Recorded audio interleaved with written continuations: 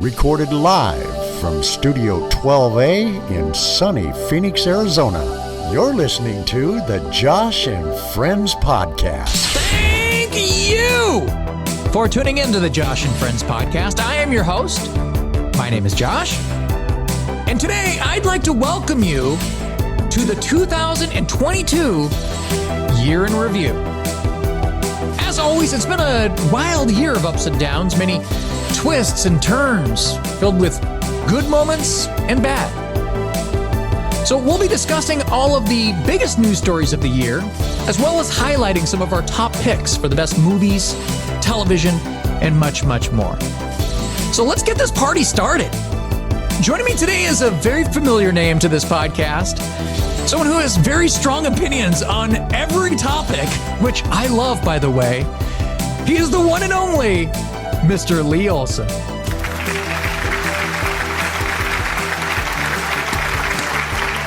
Lee, how you doing, man?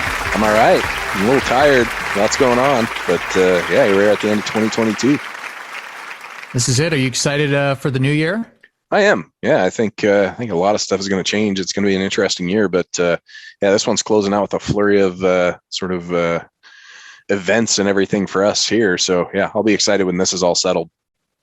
But it's all good stuff, right? It's all good stuff. It is good stuff. We've been in the Midwest for 10 years. On February 28th, it will have been exactly 10 years. And I think we're headed out of here like 30 days prior to that. I think we're going to get out of here like the 29th or 28th or 29th, which is next week.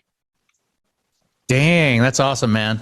Yeah, I'm happy for you guys. I'm happy for you. So, a lot different than when we used to drive around, kind of like on New Year's, with the in the car, like driving around. Oh, man, yeah, those. I mean, honestly, looking back, think about like all the trouble that other people used to get in and stuff, and then like we would just go do that. Like, I don't really regret. Those are kind of fun stories. Like, I don't know.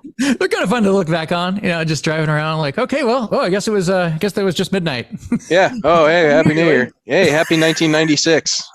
Yeah.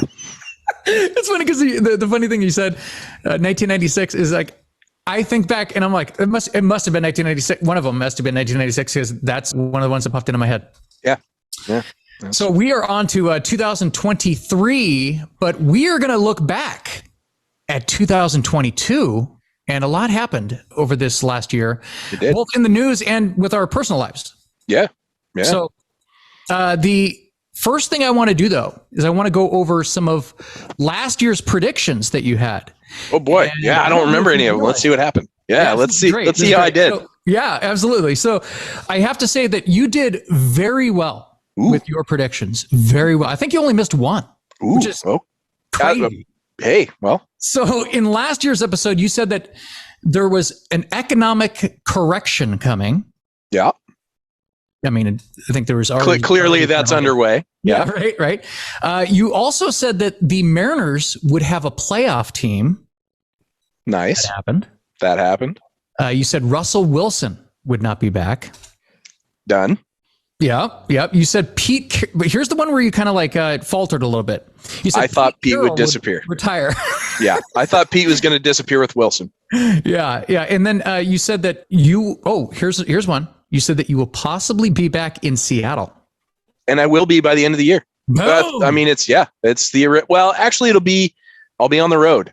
Like, but how about this? We have a place. I have an address in Seattle. So does that count? So that counts. I say, you missed one. How crazy is that? That's amazing. I mean, I don't think it's that crazy. It's pretty awesome. Now, you also said that there would be a lot of changes at BC Pavers. And were there a lot of changes at BC Pavers, which is the place you work at? Yeah. I mean, it's in 2022 we brought on a new estimator. Then we're still deciding if that's sort of working out, because and really what it comes down to is kind of remote work. We had switched. We brought on a new estimator. We had a project manager who was traveling across the country. And then at the end of the year, kind of in, I guess, September or October, one of our biggest competitors went out of business and we absorbed all their guys and all their contracts. That's right. So we basically doubled in size for sort of what we were effectively doing. But now we're sort of realizing it's been very hard to manage the remote work. It's been hard to manage that. And it is strange for me because remote work was amazing for me. It was amazing for the company to have me remote. And I thought everybody was the same. Turns out that's not the case. Turns out a lot of people remotely can't be as productive for various reasons. I'm not picking on them. I'm just saying some personalities are different. So we're in the midst of kind of figuring that out. And the economic correction is starting to hit us. We're getting a lot of projects that are hitting the pause button. And, we're going to have to make some sort of strategic, projections for 23. But yeah, lots changed in BC pavers. Yeah. Now you also said that you were having some issues with people not showing up, which seems to be kind of a thing. That's that with just everybody, not just you guys, but just everybody in general. Yeah, it was terrible. And it's still sort of that way, except we finally have enough people where we were finally able to tell kind of some of the worst offenders, thank you for your service. One of my favorite updates of this year was when, Ryan would always give us updates about, the teachers calling out. Oh man. And dude, there was this one day, I don't know how many teachers there are in a school, but it's got to be not that many. But there was one day that he said that 28 teachers, 28 right, called out on one day, and it was a Friday. Of course. Yeah, of course. Like, don't teachers already kind of like get many days off like already, and they call out sick still like on a. There's a cultural thing happening here, and it is cultural. It's not just COVID. It's not just economy or whatever. Like, people have decided that they are done working and that their employer has been exploiting them for too long, and they're going to put the employer, like, it's seriously, that's like what we deal with. It's they think that the employers have been screwing them for so long that they're like, fuck them. So wasn't that one of the big things this year was the Great Resignation? Yeah. Everybody started quitting and going to, new jobs and stuff like that. Right. Or just quitting. Yeah.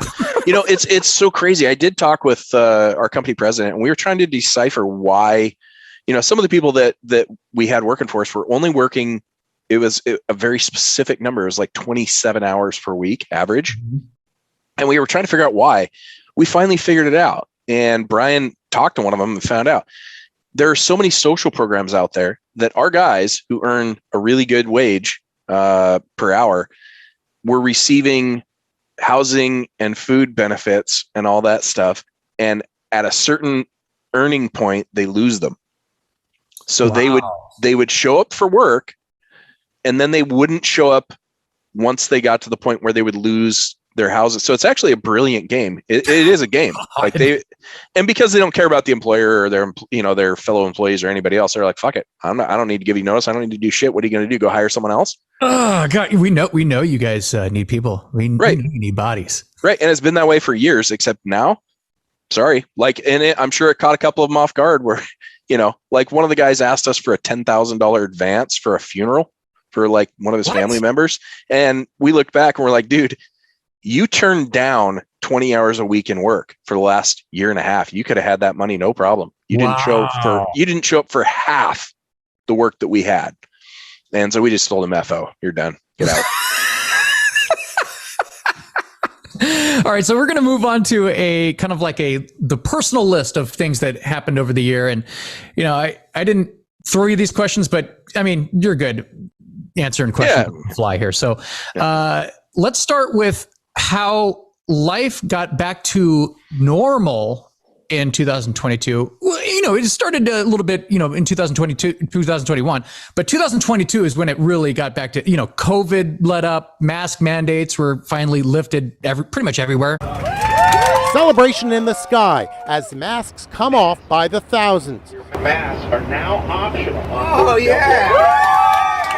Flight attendants who for 2 years enforced the mask mandate are now collecting masks in trash bags. This JetBlue flight attendant did a happy dance. Oh my God, it's like the best thing ever. Give them in the air like you just don't care. You could see faces. People started growing mustaches.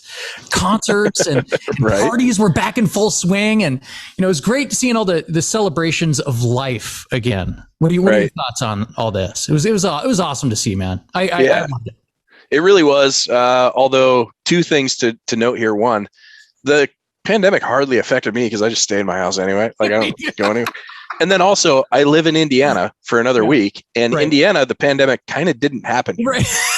I mean, so you guys know it didn't really happen here. Yeah. And so, masks and closures and all that stuff, that went away a really long, like not even really in 2022. It was kind of done before that. Yeah, so it's funny. I see that every time you remember when you used to go like in parking lots and stuff like that, and you used to see like, a used condom sitting on the ground. Now it's like used masks that I see all over the place. Yeah. It's like, yes. Yeah. We've gone full circle on the safety. So it used to be protect your wiener, protect each other from dirty acts, and now it's like let's wear surgical masks everywhere. So right. Best reunions of the year.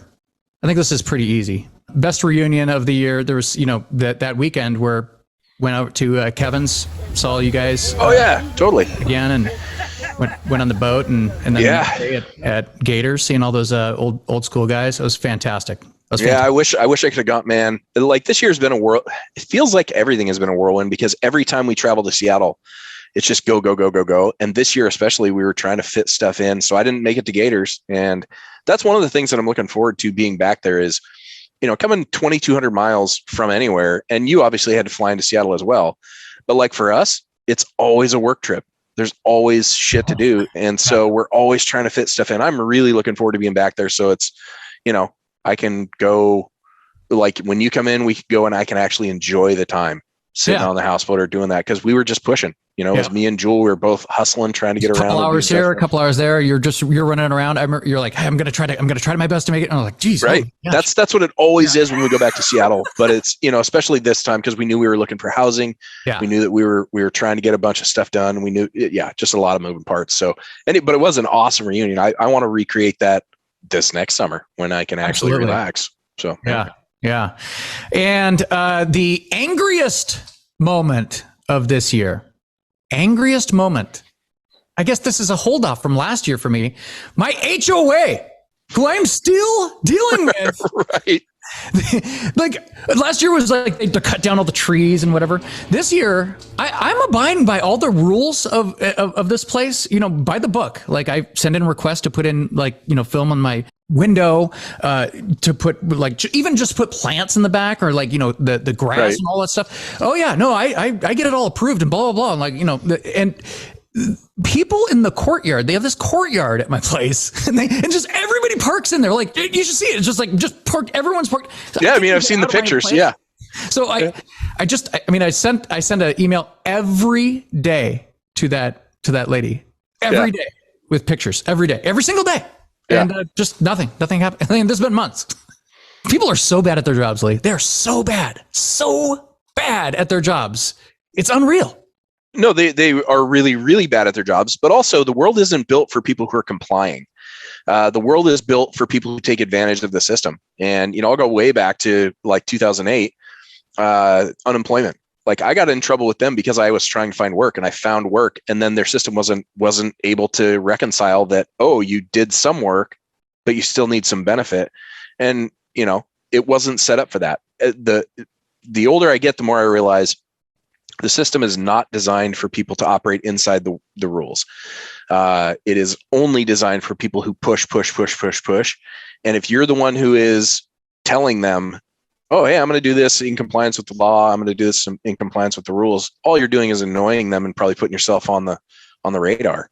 I mean, it's a weird world we live in, but it really is designed for people who take advantage. And we're not that right. We're not those people. And so the system isn't even designed to really catch people who aren't operating within it unless they go way over the top. I start putting in the emails now. I'm like, what is the answer? Because she doesn't reply most of the time. Right. I mean, she's only replied a couple times. Right. I go, what is the answer here? Do you want my friends and my guests to start parking in front? I mean, is this just going to be a whole free for all or what? I mean, because you clearly are not doing anything about these people, all these violators, like in the park. I mean, because like the reason why they have that is because people can't get out of their garage. Right. It's a little kind of courtyard. Right. You can't get out. So sometimes I literally have to go. I have to do the Austin Powers where I back in and back out, and like back in and back out. And I'm like, this is ridiculous. There's a couple times I just like lay on my horn, I'm like, like nobody comes out. I'm like, this is ridiculous. Yeah. Well, and that's the thing is, this is the shopping cart thing. You know, I think you mentioned at one point the best sort of gauge of whether people are good citizens is whether they return the shopping carts. Yeah. That's a paradigm that says people will operate up to the point of enforcement where the enforcement costs them more than the law that they're breaking. Yeah. If there is no enforcement, law will break down.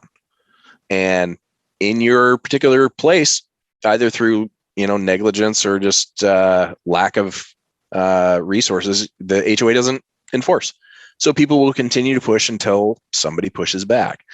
Unfortunately, you're the only one that gives a shit. Yeah. Clearly. Everybody else wants to do it, and the HOA is not incentivized, honestly, to do it because right now they have one pissed off tenant. If they tow 6 cars, they have 6 pissed off tenants. Well, yeah, now they can even if it's right, they still have to deal with those 6 people. One day I actually called a towing company and they're like, the only people that can call on this are the people that own the actual facility. And I was like, okay, well, they shouldn't have all these towing signs everywhere then. I mean, shouldn't that only be for the people that run the place, the HOA? Right. I don't know. Right. Anyway, moving on. This one's one that I always like to visit each year because, hey, look, we're not getting any younger here, man. We're not getting any younger. Yeah. Old man problems. So last year I mentioned that my, I'll when I sit on my bed, I'm like like to go on the phone or watch something and I'll be sitting on I noticed that my right hip started hurting, right? So I moved over to my left hip. Now my left hip starts hurting. So it's join the party. Buddy. And, dude. And then, when I was doing this one doesn't really count because when I was doing all the gravel for the backyard, my backyard project, my knees started hurting. But what's funny is I always go back to the Michael Jordan thing where he goes, in my head, I'm still that guy that, I want to work hard and I know I can do it, but my body doesn't agree with me. That's what starts failing. I was like, I was working like my ass off, like we were, on BC pavers days, like in our mid 20s. Yeah. Those days are long gone. Long gone. Yeah. My knees were killing me for weeks. Yeah. So, it is weird how we all are falling apart. I mean, mine is my one for 2022. Maybe it was before, but nerve compression. Cause I have a bunch of, nerve compression, but the thing that's happened lately, or at least the last year is, it happens while I'm sleeping. So my arm will go to sleep. So then I'll roll over. Then the other arm will go to sleep. Then I'll go one way and it's all a neck. It's all a problem with my neck. But so I don't sleep more than maybe 10 minutes at a time. And then I'll move and I just sit there and roll the whole night. So I haven't slept in a year. And so, but it's just weird how there is no escaping it because, gravity and age are going to catch us. That was one of the best compliments that I received this year, though, when you came to visit and you went up and you slept in my, the guest bedroom, and you're like, I've got to tell you, that was the best sleep I've had. Oh my God. All year. I mean, look, taking myself a little bit off the hook here for being an old man that's starting to break down. Our bed does suck. People who weigh less than or more than 100 pounds should never buy a memory foam mattress. Oh, is that what you have? Yeah, we bought one and it was a hybrid, whatever. We thought it was a pretty nice mattress and it felt good in the store, but now it's just got a big trough so I think part of my nerve compression is I put my arms out, cause I roll around most of the time. I sleep on my side or my stomach and I'm basically supporting myself, holding myself over a hole. So it's putting compression on everything. That's crazy. I'm holding myself out of a hole. Wow. Well, speaking of bed, I'm sure the bed wasn't, any chump change. I think it was probably expensive. But what was your biggest purchase of 2022? Do you have a biggest purchase that you made? So technically speaking, my significant other had a significant birthday, January 1st, 2022. Okay. And I bought her a nice bracelet. Nice. So that was I mean, technically I bought it in 2021 and gave it to her, January 1st. Okay. But otherwise, no, this year has been, first of all, inflation. Everything is costing. Like I would just look at my budget at the end of the month and say, what the fuck? I'm not buying anything different. Where's all the money going? Yeah. And it's because everything costs more. Right. But no, I think we've been shedding stuff this year in anticipation of the move.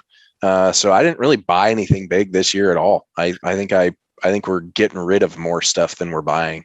Gotcha. Yeah. I mean, without a doubt, I keep bringing it up, but by far the biggest purchase of mine from this year was the artificial grass out and back. Oh yeah. That's so rad though. That's such a good. so ridiculously expensive. But you know what? I didn't want to get stuff that looked fake. I could get like the putter golf course. No, you got the right stuff and you installed it well, and you made a little oasis back there. It's really awesome. Yeah. Yes, and yeah, so everything back there was the most expensive part of this year. So yeah. So, but I'm happy I did it, because like every time I used to not want to open up my back window or look out my window in my kitchen. Yeah, it wasn't super pleasant out there. Oh, it was like it was like a desert. It was just like all it was rock. And I mean, you do live in Phoenix, so yeah, but I don't want it to look like just I'm out in the middle of the desert. Yeah, you don't want to look like dirt and rocks and yeah totally. Nice, yeah. So that was good. And by the way, thank you to Eric for helping me lift that. Lee, I don't think I've lifted anything that heavy since we lifted those blocks. Oh my God, yeah.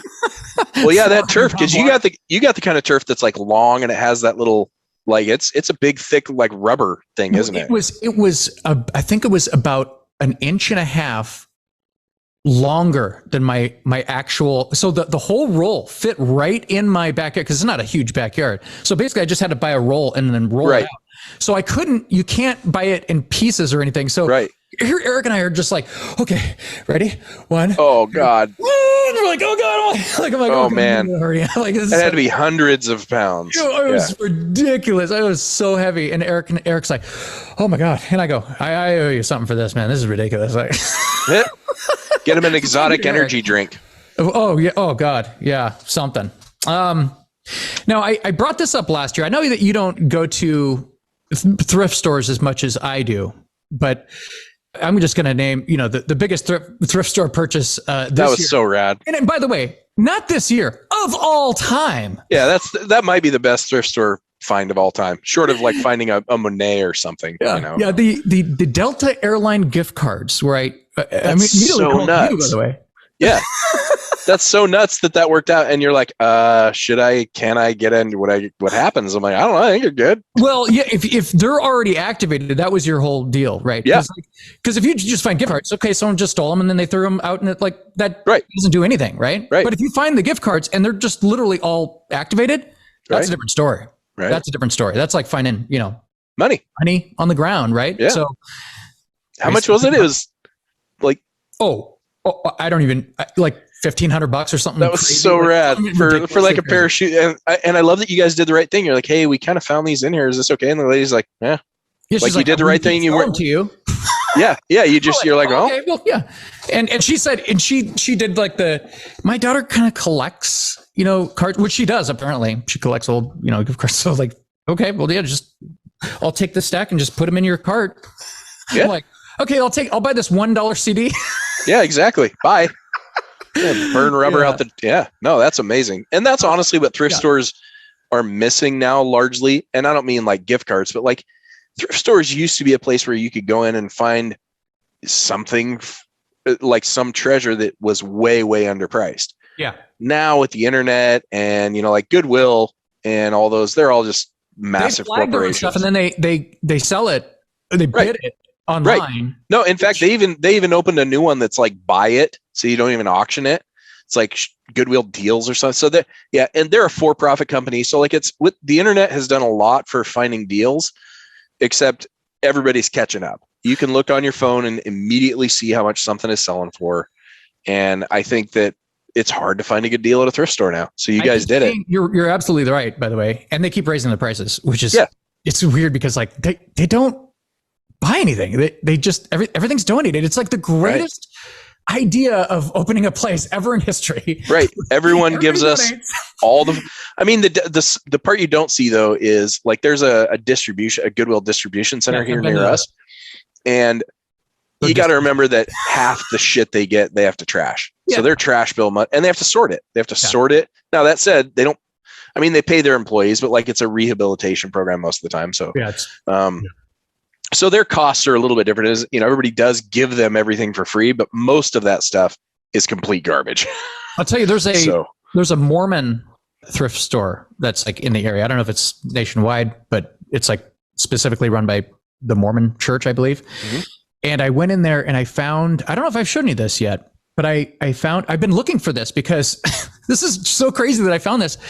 We'd always just go wandering in, look around, and like sometimes I'll just look at furniture just for the hell of it. Yeah. I found this table that has the top is glass and it has a space where you open it up, right? And so basically you could display whatever on the table. I have been looking for this exact table for years because what I did is I put cassette tapes like smart. Yeah. So it's filled with, I don't know, hundreds of cassette tapes now. It looks awesome. You can see through that's awesome. Rad. So that's one of my favorite finds of this year as well. Awesome. Lee, did you take any fun road trips this year?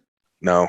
I mean, we did not really any road trips at all. I think the first I drove was probably like Kentucky. Brian and I went to a trade show in Kentucky. That's right. But no, this year I traveled a ton this year. I traveled a lot, more than any other year. But honestly, it's all a blur. I don't remember where the fuck I went and when I was there. I'm so happy that you're going to be moving to Seattle. Back to Seattle because it's a lot of your travel is flying back and forth, right? I think I probably went out there a dozen times. Oh my God. And a couple of them I stayed, for like a month. Cause like at the beginning of the year, Brian was out of town for a bit. So I stayed it's been back and forth for a bunch of reasons. And it'll be nice. Honestly, I was looking at, I'm going to sell my car here and, so we don't have to ship it. And I was looking at all the little things that go into living there. And I can't wait to just get there and hunker down and just be there. I'm excited for you to be there because, I can't believe I didn't ever get out to visit you. I mean, look, you didn't miss much. It's nice. It's cool to see Chicago, but I don't know, traveling to see people and stuff. It's always fun to come down to you. Everybody sort of gravitates around you. I always felt kind of bad when people came out here because my sister visited and a few people visited, but I don't do anything. Yeah. We might go to a baseball game, might go to downtown Chicago. It just is different. There just isn't a resort town. There's tons of stuff. Well, it's a resort town, but it's also you. You're the one that sort of has you. The people that sort of are around you are kind of a party. That's true. That's the people that are around me as evidence. I'm not kidding. I've said this before, and it's not a joke. We've been here 10 years. The closest person I got to was my trainer who disappeared a year ago. And I am not exaggerating when I say right now, as we're moving, there is nobody I have on my list in within 2,000 miles that I would call to say, can I borrow your pickup? It doesn't exist here. And that's, I'm not putting myself down. I'm not saying it just, no, I got you. It's visiting here. You get to come hang out with us and maybe we'll go downtown Chicago. Maybe we go to a baseball game, show you around, but it's not a party. And so it's a little harder. You didn't miss much at an older age though, right? I mean, it's just one of those probably, things, right? But also I don't need them. I don't want, True. I mean, I had 10 years, you can make friends in 10 years. I'm not a hermit. I just prefer to have the friends I have. I don't need anybody else. There you go. Road trips. I'm kind of like you. I didn't really do a lot of road trips, but I went to Tucson. We did a day trip to Tucson and we got to see the Can't Buy Me Love house. What do you think of that, Lee? If you paid me $1 bajillion, I could not tell you anything about what that house might look like. Well, we went there and then we had to go. This is on the no cut list for Jen. We had to do a day trip to Leavenworth.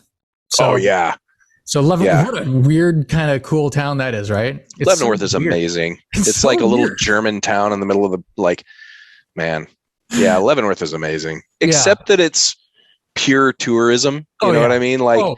every store is a, hey, everything. Want some souvenirs? Totally. No, I mean, it's a pure tourist place because the logistics of actually living there suck. Yeah. Like it's snowy and it's hot and it's, right. You got to get the pass might close. And I mean, it's gorgeous. So concerts for this year. Lee, did you get to go to any concerts this year? Anything notable? I don't think I did. I don't think I went to a single concert. Usually we go to the Symphony a couple times a year because they play in the park here. Yeah. But holy shit, I don't think I went to a single concert this year. I mean, the concerts I went to, like there's some, I got to see Garbage. And they played with Tears for Fears. All right. Another one of your favorites. I mean, I think I'm actually, what's weird is I hated that stuff before. I'm coming around on it, man. Like some of that 80s stuff sounds good to me now. So I don't know if it's just that I'm getting old, but you know what is funny is Tears for Fears, they're very Beatlesque. Except for, just kind of like more 80s, but they're very Beatlesque and they're good. They're pretty good. I got to see Chicago, and I'll tell you what, Chicago, they're one of those bands kind of like how Tom Petty was, where they've never stopped touring. So they're fantastic. Every time you see them, you're like, just super tight. Right. You're like, what? Like, how are they so, I mean, these guys are old, dude. They came out in like 1969. They're like old dudes, but they freaking they rocked it. Right. They're good. But, going back to the old man thing, like the reason things are hard for us is because we stopped doing them. If we had stayed, like imagine if you had gone out like Tom Brady and thrown 100 footballs a day, every single day from the time you were 16, you'd probably still be able to throw one at 45. The problem is we throw a football every day until we're 25. Then we throw it twice a year from 25 to 35, none from 35 to 45. And then we pick it up and we're like, hey, how come I can't throw 70 yards anymore? Right. Ow. What happened to my shoulder? Exactly. Ow, what is this? Right. Yeah. I tell you what, Brian Wilson, I saw, oh man, they like, I was going to say that sounds time, dude, like Lee, like half the concert, he was just like, they had him like just sitting at the piano, like he's just sitting, like just sitting there, like not even singing. He's just sitting there.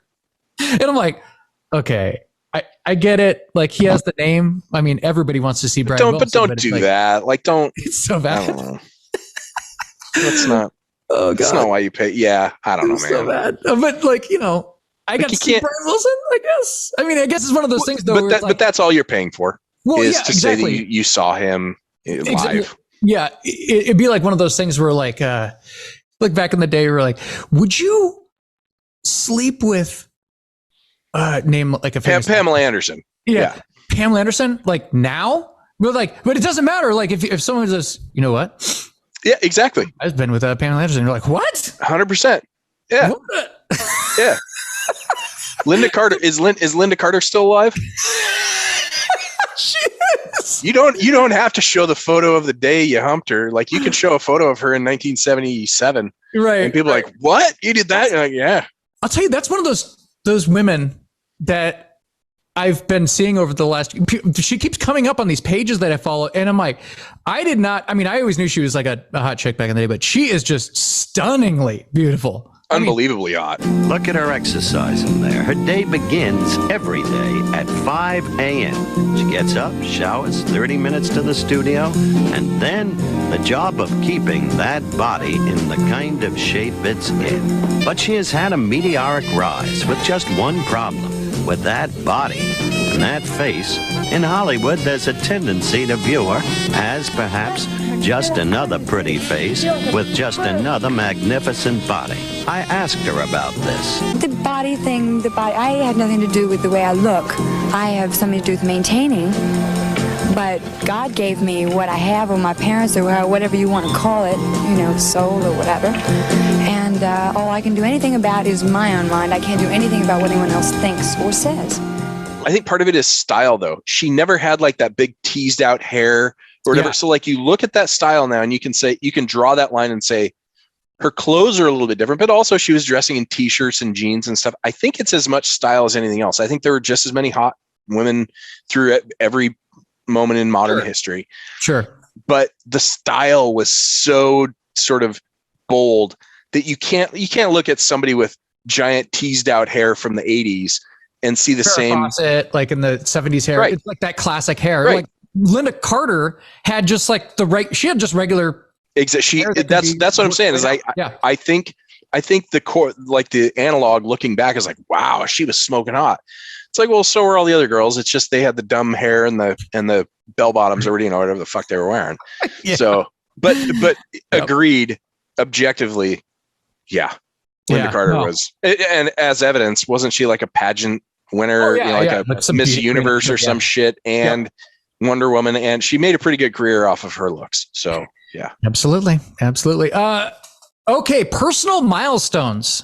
You have to have some personal milestones, Lee. I know you said you took a new position at BC, right? So you're now what's your title there again? I'm general manager technically, but as you know, like in a small company like BC Pavers, it doesn't matter. Like there's like my card is different, so I suppose that's different if I go hand it to people and like, ooh, you're the GM. Oh, but it doesn't matter. Like in we have 6 people or something in our entire office. Like we're not big.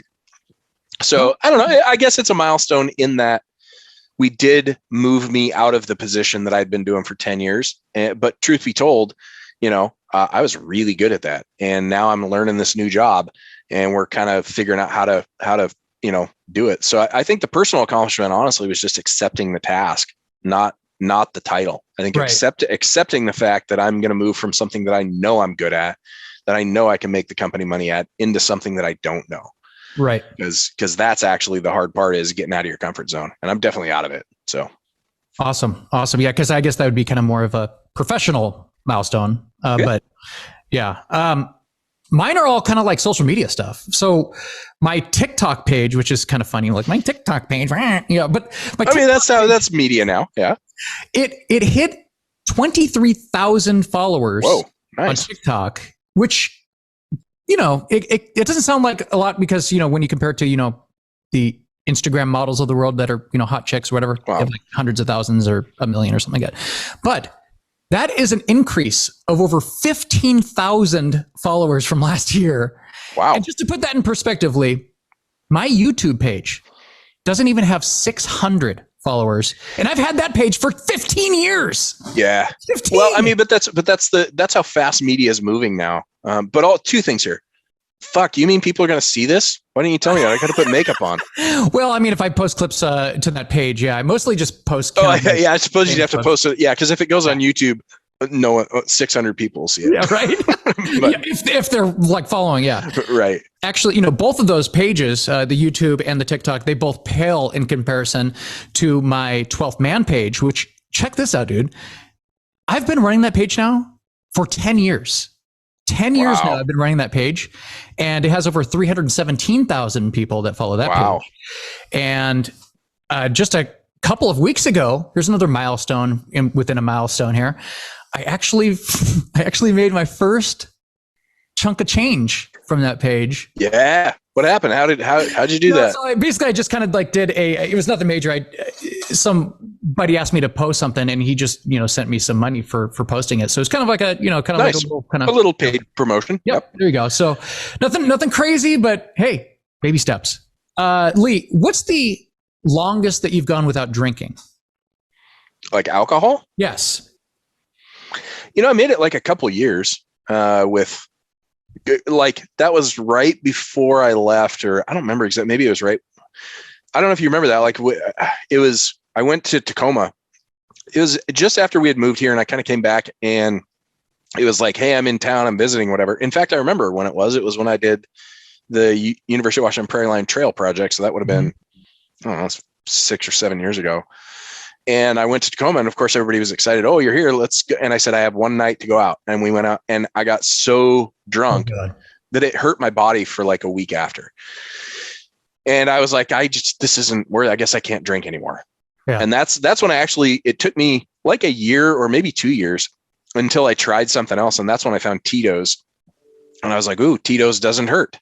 So I made it a long time without drinking, but also I don't really drink that often. Yeah. Anyway, so like, I mean, I guess I'm drinking more now because we've been sawing through all our stuff because we don't want to pay to ship it. Oh, so right. We've been drinking all the wine, and that's so funny that you say that. Like this couple I know that they just announced that they're moving, and they were moving to Maui, and they're like, oh, well, I'm not shipping this stuff. Yeah. So they're just down.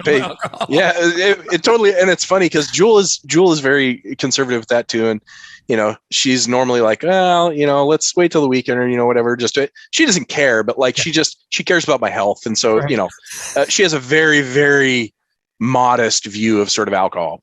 But lately she sees that, and we're almost down through it because thankfully we have a week to go. But like for the last couple months, she's like, hey, you want to have some wine? I'm like, yeah. And it's also stressful, so it's fun. And then like she turns to me one time, and I got a bottle of like whiskey when we were in Colorado. That was only a month or two ago, October. We were in, and we stopped at a distillery and got a bottle of whiskey. And she goes, hey, you got to drink that old bottle of whiskey before you go. I was like, whoa, bourbon. So like I did, I drank it. Yeah. And it totally was like, and what sucks is this is something that's weird though. As I get older, I don't know if there's something wrong with my body or whatever, but like, I don't drink enough to say that I have a high tolerance, right? Like I don't drink every day, even every week. Like I don't drink very often. Dude, I can polish off whiskey without it causing much harm. I don't get very like a lot. And there was, anyway, I don't know if it's that, I don't know. It's weird because I noticed it because I was like, how do you drink a bunch of bourbon fast? Yeah. Turns out I just put it on the rocks and downed it. It's funny that you say, you had that. It always starts with this, by the way. You had this one time that you just were sick for like a week. And that's exactly my story. I stopped drinking on April 24th, and I didn't have another drink for 68 days, which doesn't sound like a lot. But for me, like, dude, that's the longest I've gone since college. Yeah. Since college. So I didn't drink for essentially like, 3 months. And, it was the 4th of July party. And I'm like, yeah, what the hell? I'll have some beers. But right. I'm crazy. So yeah, that was probably the longest I've gone without drinking since college. It is weird though, because, we both obviously went to Central Washington University, which means we drank. And, but it's pretty interesting that like, I think both of us have sort of a very social relationship with booze where I am just super grateful that like through all that, I came out of it and it's like, I totally can just be like, meh, I don't want to drink. And if somebody said you can drop it, I'd be like, fine. Yeah. Yeah. I mean, it's not like I really stopped. Like I didn't get, trashed with Eric, but Eric was fine to come over and hang out. And, I was fine with having people come over and have booze. And I'll be like, you know what? I'll make a margarita without the tequila. You know what I mean? Right. So, well, and that's the thing is there's a clear distinction. And like the older I get, the more empathy I have for people who that really sinks their hooks into, because it's clear there's clearly some, biological component to this thing really hooks into people. And I don't have it. So I'm grateful. I don't know. Yeah. And I'm a little bit more empathetic to people who have that because, it's no different. Everybody goes, goes and has some drinks sometimes. And some people are like, well, now my life is this. Yeah. Yeah. Lee, I'm going to bring up some trends. And oh boy. Yeah. I'm sure I'll be up to date on all of them.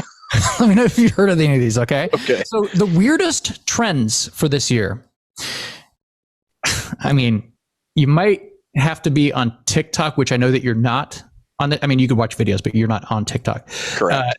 The weirdest trend this year was a term called vabbing. Now, do you know what vabbing is? Are you familiar with vabbing? No. If I try and figure, does it have something to do with vaping? But no.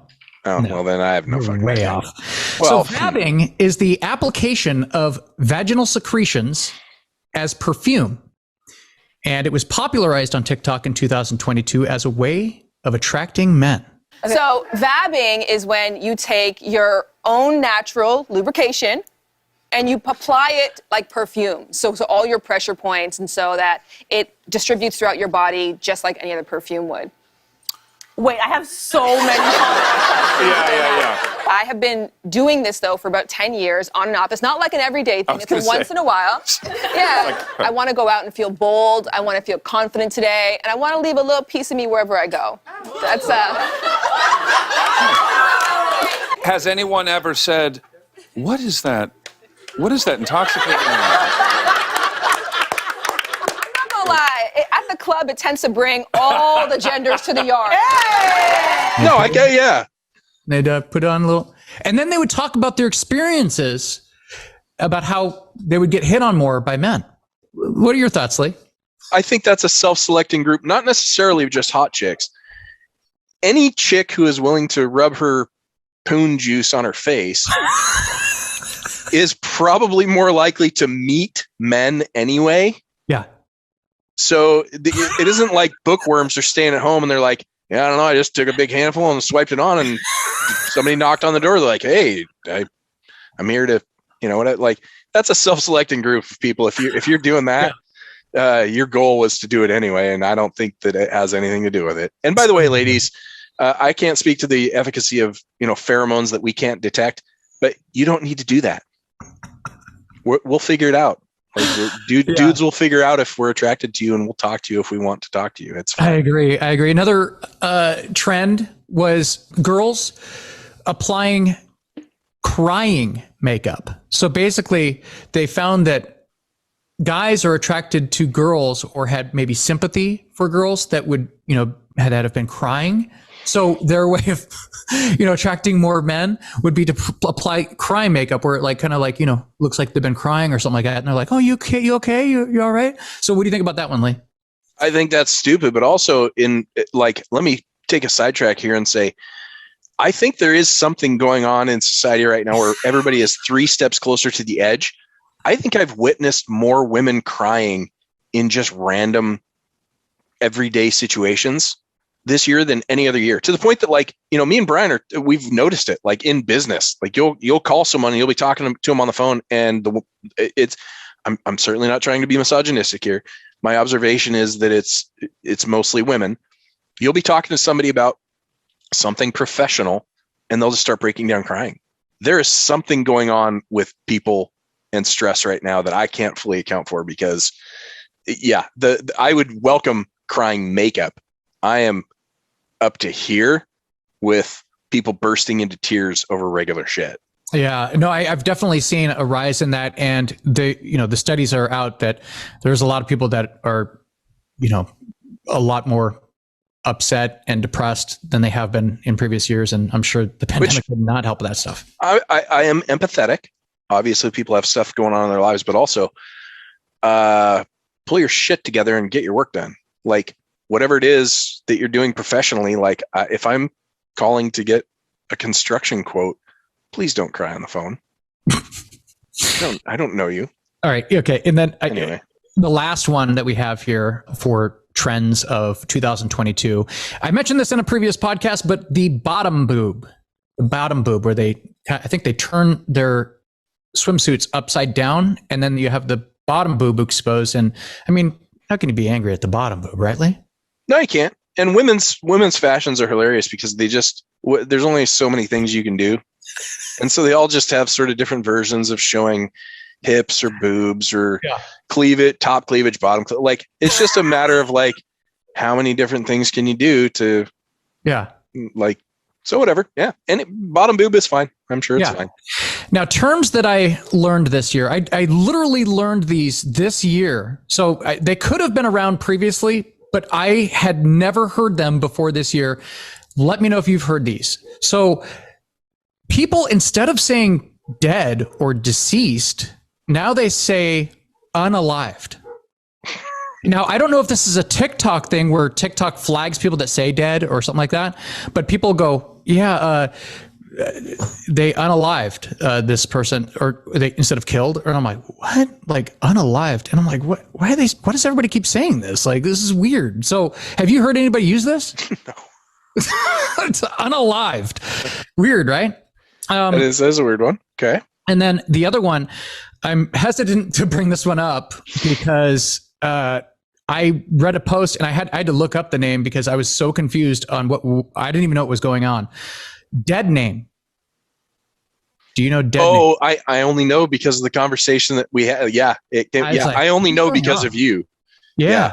I was like, has anybody heard of this? And basically what dead name is, it's the birth name of a transgender person who has changed their name as a part of their gender transition. So that old name is their dead name. Right. And they want to be referred to as, the name that they go by now. So I had never heard that. I still have only heard it been used once, but apparently it's been coming up. I've been seeing it more and more, like when someone has a TikTok or something like that I scroll through, but it's interesting. So it is interesting. Yeah. Well, and I mean, like, I have a broader comment about language and how language changes, and how it sounds stupid to the older people because we've lived in our language, but we change language too. So like people coming up with new ways to communicate is fine. That's how it happens. And yeah. I mean, that's what language does. It does evolve, and it evolves generationally. So it's fine. But also the dead name thing, aside from the name, I think there's a subcontext to a lot of what's happening with this. I mean, specifically, I don't want to pick on the gender stuff, but there's a lot of pure narcissism that comes along with this, where it's like people want you to do what they want you to do. And I totally, like, I don't give a shit. I'll call you whatever you want to be called, but you have to tell me first. You have to let me know. You have to and the expectation I think that people have is that you will not break their rule. And if you do, even if you didn't know it, you're the one in trouble. And to me, that's narcissistic. Before like any of the transition stuff, we had our old friend Andy, who for years his name was Andy. Yeah. And then one time he went off on me. He's like, I do not go by that name anymore. And I'm like, oh, what are we supposed to call you? Right. Like, the name is Drew. And I go, oh, or Andrew. And I'm like, oh, okay. Well, geez. It's kind of like my uncle Ted did that too. And he's like, I go by Theo now. And I'm like, oh, okay, I'm sorry. I've been calling you this certain name like my entire life. I'm sorry. Like I'll try to change, but it's hard, right? Well, and it's narcissism. It's like, if you want other people to call you something new, okay. But you can't get pissed at me if you flat out say, I understand that you want to be called Drew, go fuck yourself, Andy, then that's on me. That's on me, right? But the narcissism where people just, I don't go by that anymore. I go by this. That's just them being narcissistic, and they want you to obey their rule for what they believe for themselves. And sort of the thing is, I don't give a shit, but also we need, like, the message should be sent through society that we collectively don't give a fuck. We don't care about you. We don't care about your name. We're busy doing our own shit.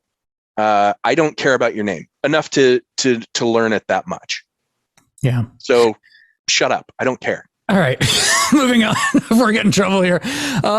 Okay. So the biggest new game craze of this year happened at the very beginning of the year. So we're going way back. The game Wordle. Okay. Have you played Wordle? I have not played Wordle. I know that it exists, but everybody posts it on, Facebook and all these sites now where you're like, I got Wordle and two guesses. And I'm like, oh, good job. Great. You guess the first 5 letters, right? Right. And if you're close, it gives you a yellow square. If you're completely correct, they give you a green square. You should be good. Arise. This is our first word. We're going. Here we go. Oh. Oh. All right. You guys agree, Abby? Oh, I think it's really allowed. Great. So that was a big craze for this year. Mm-hmm. Moving into news and entertainment. I'm just going to go over some of these, the biggest news stories of the year. Some are bigger than others, obviously, but so on May 19th of this year, Taco Bell brings back the Mexican pizza, which was discontinued back in 2020. There's something very unusual going on at Taco Bell. Something you wouldn't expect. We're making pizza, Mexican pizza. It's like pizza, but it's different, with a crispier double tortilla crust, ground beef, and 2 kinds of cheese. More fresh ingredients. And it's made for one person. Mexican pizza. Maybe you wouldn't expect it from an ordinary fast food place, but at Taco Bell, you would. Now that sucker was on the menu for 35 years. 35 years. Are you excited about the Mexican pizza coming back? Or? No, I don't think I've ever had a Mexican pizza. I don't think I have either. Yeah, so I don't. What they should do is bring the fucking Mexi Nuggets back. Bring the tater tots back. Are you aware how many people have no idea that those even existed in the first place? And they were fantastic. That's half the reason Taco Time is so amazing is they do tater tots. Just do tater tots. They're way better than whatever stupid potato shit you've switched to. But I remember they had like that certain, I don't know what they put on it. They were better than the Taco Time ones. Oh, right? They totally were. Yeah, but switch, like, if you want to bring something back, bring Mexi Nuggets back. I agree. Now, they also brought back the Enchilito after a fan vote. When you feel your taste buds tingle, Taco Bell, Taco Bell. Watch us make you a burrito or a tasty Enchilito. Tostadas and tacos made up fresh at Taco Bell. I've never had that, but also secondary sort of observation. What the fuck are people doing with their time that they have time to vote on what Taco Bell's menu is? Do you guys not have? Oh, well, never mind. I just about said, are you not going to work? I already know the answer. Never mind. Isn't it weird? Like when you go, I think we talked about this too, but you go to a grocery store, you're like, oh man, I have the day off now. I think I'll go to the grocery store because nobody will be there. Like that used to be the case. I had it good. I had it good for 8 of my 10 years working remote. I could go there on a Tuesday afternoon. Fucking no one. Now the word is out. It's over. Yeah. All right. So the biggest conspiracy theories of this year. Now, some of these are holdovers from last year, but let me know if you've heard of any of these. Because we all know that, you're a conspiracy theory Lee, or you were at one point in time. Sure. Birds aren't real. Have you heard of that one? Birds aren't real. So this guy was actually hilarious because he was he was noticing that, basically people were believing anything and everything. Because as you mentioned on the conspiracy theory episode, that you're like, look, I'm not even in that same world anymore. Like I don't. Yeah. Some of these people have lost their shit. Like they're and I think it's a different world now. Like my conspiracy theory was, hey, I want to question what's happening. Yeah. But it was never really a hobby. It was more like, hey, until I get sort of a satisfactory explanation, it's an open door. It has, and I think the internet changed things because the internet made it so that it can be a hobby. Like you can just go down that rabbit hole. Now, to say somebody's a conspiracy theorist is a completely different. Yeah. It's a completely different definition. I am a bird truther, a person who doesn't believe in birds, and who's part of a larger movement called the Birds Aren't Real movement. So in America, there is a growing conspiracy that years ago their government killed all the birds. It's a movement of people that want you to know that birds are actually drones. I mean, you don't really believe that happened, correct? Honestly, it's kind of offensive. We do not find this to be a humorous issue. Yeah, so this guy would basically say, like, do you guys know? I have proof. Like, have you ever seen birds like do weird stuff where they're flying together and they're all machines by the government created? I was like, okay, but he went on Howard Stern and it was hilarious. Like they're playing clips of this guy like because he created a Facebook page and he's like, yeah, they're not real. And basically he had this huge following of people and they would have these big gatherings. I'm like, wow. We're here because of a tragedy of 12 billion birds murdered by the United States government. How do you feel about that? Terrible. That is crazy. Man, we're the dummies. Oh, we're the dummies, man. That guy all the time. That guy just probably made a couple $1 million. He probably built a business around just saying the birds aren't real. Totally. Fuck, man. What a brilliant guy. Yep. So another conspiracy theory for this year. And I think that initially a lot of people thought, I don't even know if you call this really a conspiracy theory, but I remember when this happened, I was watching it live. So I could see everything that was going on and I knew that it was not, which was the slap. Oh, right. Yeah. Jada, I love you. G.I. Jane 2, can't wait to see it. All right?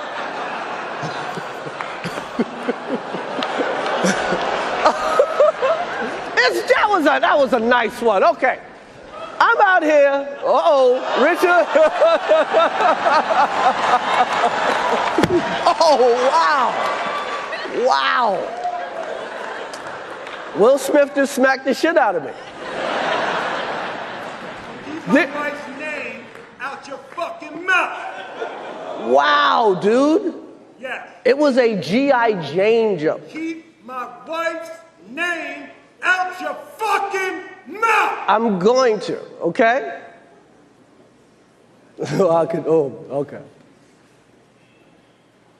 That was a greatest night in the history of television. Okay. I thought it was made up. Yeah. Well, because I was like, well, it sounds like something that you're like, oh, okay, yeah, he slapped him at the Oscars. Yeah, okay. Right. But then you like see it, and then you see the aftermath of it, and it's like, Will Smith's been on like a personal, apology tour since then. And, they had to literally pause his movie for months. Which is it was bad. So, and when I saw Chris Rock, I got to see Chris Rock and Dave Chappelle. Chris Rock, he was hilarious just describing that. It was so funny. You just know. He's like, yeah, what do you think? I want to get slapped by Will Smith. Have you seen Will Smith and have you seen me? This guy played Ali. Right. But also, I'll leave the door open sort of as a former conspiracy theorist. How much money have both? Now, if Will Smith's movie got put on pause, all right, maybe he doesn't make money. Chris Rock has definitely benefited from it. Yeah, but who was it? I think it was, I can't remember which comedian it was, but he was like, I would 100%, because people were saying you should press charges. You should sue. And the reason for that was, now when you hear Chris Rock's name, what do you think of? You think of the slap. I'd announced this morning that I was suing Will for $200 million because that video is going to be there forever. It's going to be ubiquitous. You do not have the right to walk up on stage and smack somebody in the face because they said words. I think about CB4, but okay. Do you fondle your genitalia on stage? Yeah. Whenever possible. Now, like everybody thinks about him getting slapped in the face by Will Smith. How much for one rib? One rib. One rib. I sure am hungry. One rib. How much for one rib? Anyway. You poured in my hand? Yeah. So, yeah, no. I love Chris Rock. I think he's hilarious. And, it really just on the drop of a dime kind of changed my tune about Will Smith. And I got attacked by that on Facebook, by the way, too. I was like, what a piece of crap. And people were like, how dare you? He's making fun of alopecia. It's like, okay, yeah, she was like talking about that already on her show, and it was a dumb joke. He just made a stupid G.I. Jane joke. Like, okay, man. And as entertainers, first of all, and comedians, and people need to, like, that's sort of the loss of, it's the narcissism. It's that same thing. People are narcissists. How dare you use anything that affects me as part of you? And it's like, shut the fuck up. Nobody cares about you. Nobody gives a fuck. Agree. Some of the top news stories of the year. The Queen dies this year. A few moments ago, Buckingham Palace announced the death of Her Majesty Queen Elizabeth II. We're interrupting our programs to inform you Her Majesty Queen Elizabeth II has died. Queen Elizabeth was the longest serving monarch in British history. It is now official. Queen Elizabeth II, the longest serving monarch of the United Kingdom, has died. She was 96 years old. It is kind of cool. She seems to have been a really interesting person. I think she became queen at a very young age, and I don't know much about her, but I like the history aspect of it. I do like also that she sort of bridged the gap from, sort of a royal society where it still sort of had vestiges of that in governance. And now, those guys are just pure. They're Kardashians in Britain. Right. Totally. The gas crisis. Just when you thought it was safe to fill up, Californians are getting pummeled at the pump. Gas prices are climbing wildly, seemingly out of control, about to reach a new record high. Levi fills up his sports car $30 at a time because it's just easier that way. How much do you think it would cost if you were to fill it completely? $130. And with this thing, I get probably 3 days out of that. It's not great. I'm not happy about it. The average price of a gallon of regular in the Los Angeles area is now a whopping $6.38. Over the last 3 days, it went up 42 cents per gallon. And we don't know how high these prices are going to go until these refineries are fully operational again and the supply issues are fixed. These prices will likely remain very volatile. Energy is one of the craziest things that people think has a lot to do with how much we're pumping out of the ground or whatever. It's not so much that as much as government control, government and industry control. Like OPEC, like cartels. When you say the word cartel, you think bad things, right? Like, oh, hey, they're controlling things. OPEC is literally a cartel. It's literally, they call themselves a cartel. They decide how much oil to produce to get a given price. And then there's, disruptions, refineries blow up, Russia goes to war, whatever. There are things that cause those spikes, but generally it's a really, really well controlled process. My favorite guys to follow on TikTok this year was this guy that he has a TikTok page, and basically he's worked in the oil industry for years and years, like decades, right? Mm-hmm. And he would explain it to people like not one way or the other, like as far as, politics or anything like that. And he would explain it like very clearly and it was really interesting because basically he was like saying, hey, this is how it's happening. And these are the reasons why it's not necessarily what you guys think. And I was like, well, this is like really fascinating to hear like a really smart guy who's really knowledgeable about what he's actually talking about. Yeah. Describe in detail about everything that's going on. And by the way, as everything, he would literally predict every step of the way, like what was going on and how it was going to happen. And everything he said was like came true. Absolutely. Every step of the way. I was like, wow. Right. Well, energy is one of those things that's almost pure economics. It's, it has some government control and some policies, some, like I said, some artificial controls in the form of government and policy, but like using an example of sort of supply and demand, oil is around, it just costs more to get out of the ground, in different forms. So like, it makes no sense to pump tar sands out of the ground and refine those at $3 a gallon, but at $5 a gallon, it makes sense because it might cost $4 a gallon to get it out. You know what I mean? Like it's just pure economics. It isn't anything super crazy, but there are lots of interventions and but that's also, I think people misunderstand. I go to the gas station now, and there's a little, almost every gas station here has the picture of Biden pointing. Right. It says, I did that. It's like, you fucking retards have no idea how economics work. But anyway. Yeah. Now, inflation rose 9.1% in June. For anyone struggling with daily expenses, especially seniors on fixed incomes, today's inflation report is not just an economic stat. It's very real. The highest inflation in 41 years. The cost of housing, shelter up 5.5% in 1 year. Electricity up 13.5%. Natural gas up almost 40%. Breakfast, lunch, and dinner is more expensive. Food up 10.5%. So what are your thoughts on inflation? Economics are nature. I think I posted about this 2 years ago when Trump, by the way, Trump did this. You can't print money and hand it out and have prices stay the same. Prices are relative to the level of money that people hold in their hands. Yeah, you've been talking about inflation, interest rates, and you pretty much predicted interest rates are going to be. Oh yeah, well yeah. Those things are nature. Like economics are nature. Like they have to find a balance and an equilibrium. And if policy or some other thing causes a disequilibrium, the effect is felt. And like in interest rates, you can't hold interest at basically zero for an entire decade without having to pay that price later. And then, especially if you print trillions of dollars of money and literally hand it out to people, if everyone has more money, no one has more money. That's how it works. It is relative. So it's nature. I'm not an economist. I'm not a brilliant guy. I'm not any of that shit. That's just how it works.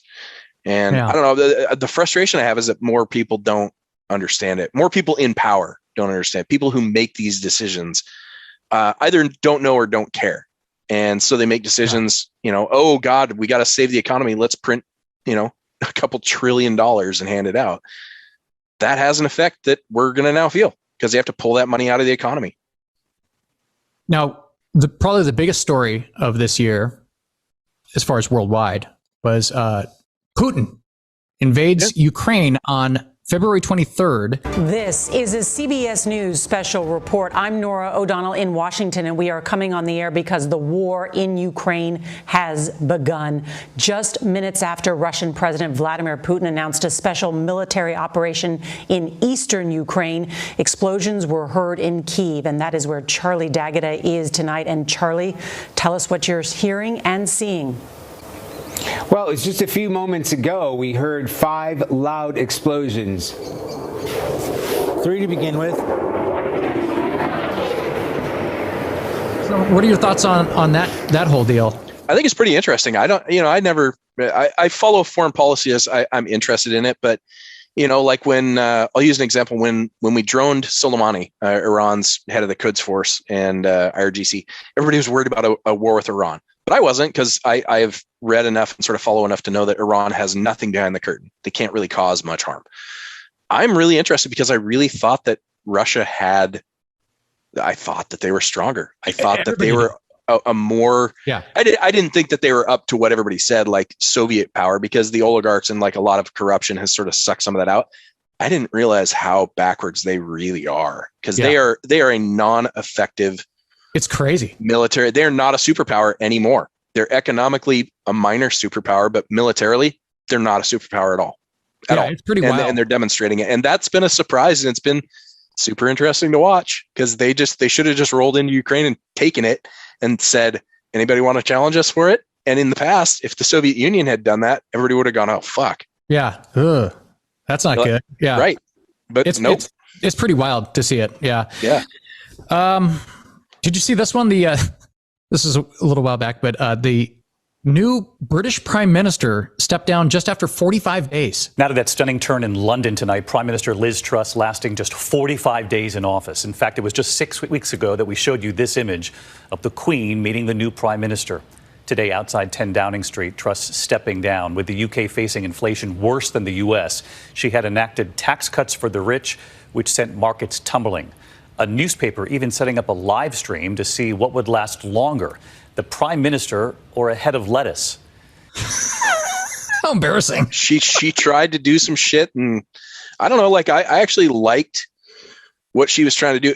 Now that said, I'm no expert. I observed the headlines, but I think she went in and tried to make some hard decisions about economic stuff that was coming. And honestly, I think she was trying to, we talk about like why Jerome Powell, the head of the Fed, doesn't just pull the Band-Aid off and raise interest rates all at once. Because what happens is what happened to her. She came in and did some things that were really unpopular that probably needed to be done. But they collapsed on her immediately, because you can't just rip the Band-Aid off. You have to find a way to do it slowly. Otherwise you get kicked out. And I think she did. Wild. That was pretty wild. The January 6th commission began and wrapped up this year. And then Trump announced that he's running for president again in 2024. And then they released his taxes.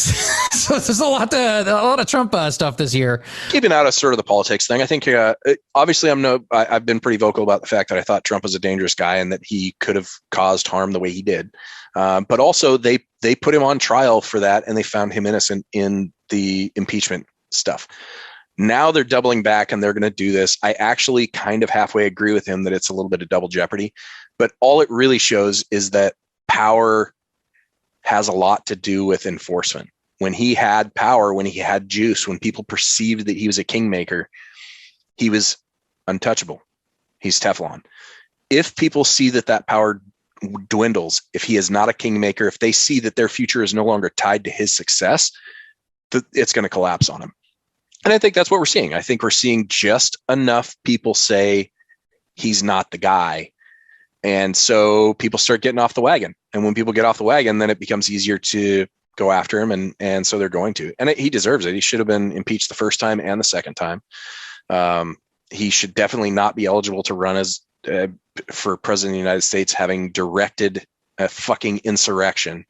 But his power is waning, and he can, declare that he wants to be president. I don't think he's going to be at all successful. I think people have had enough of it. Well, speaking of billionaires, Lee, it was a big year for freedom of speech. Yeah.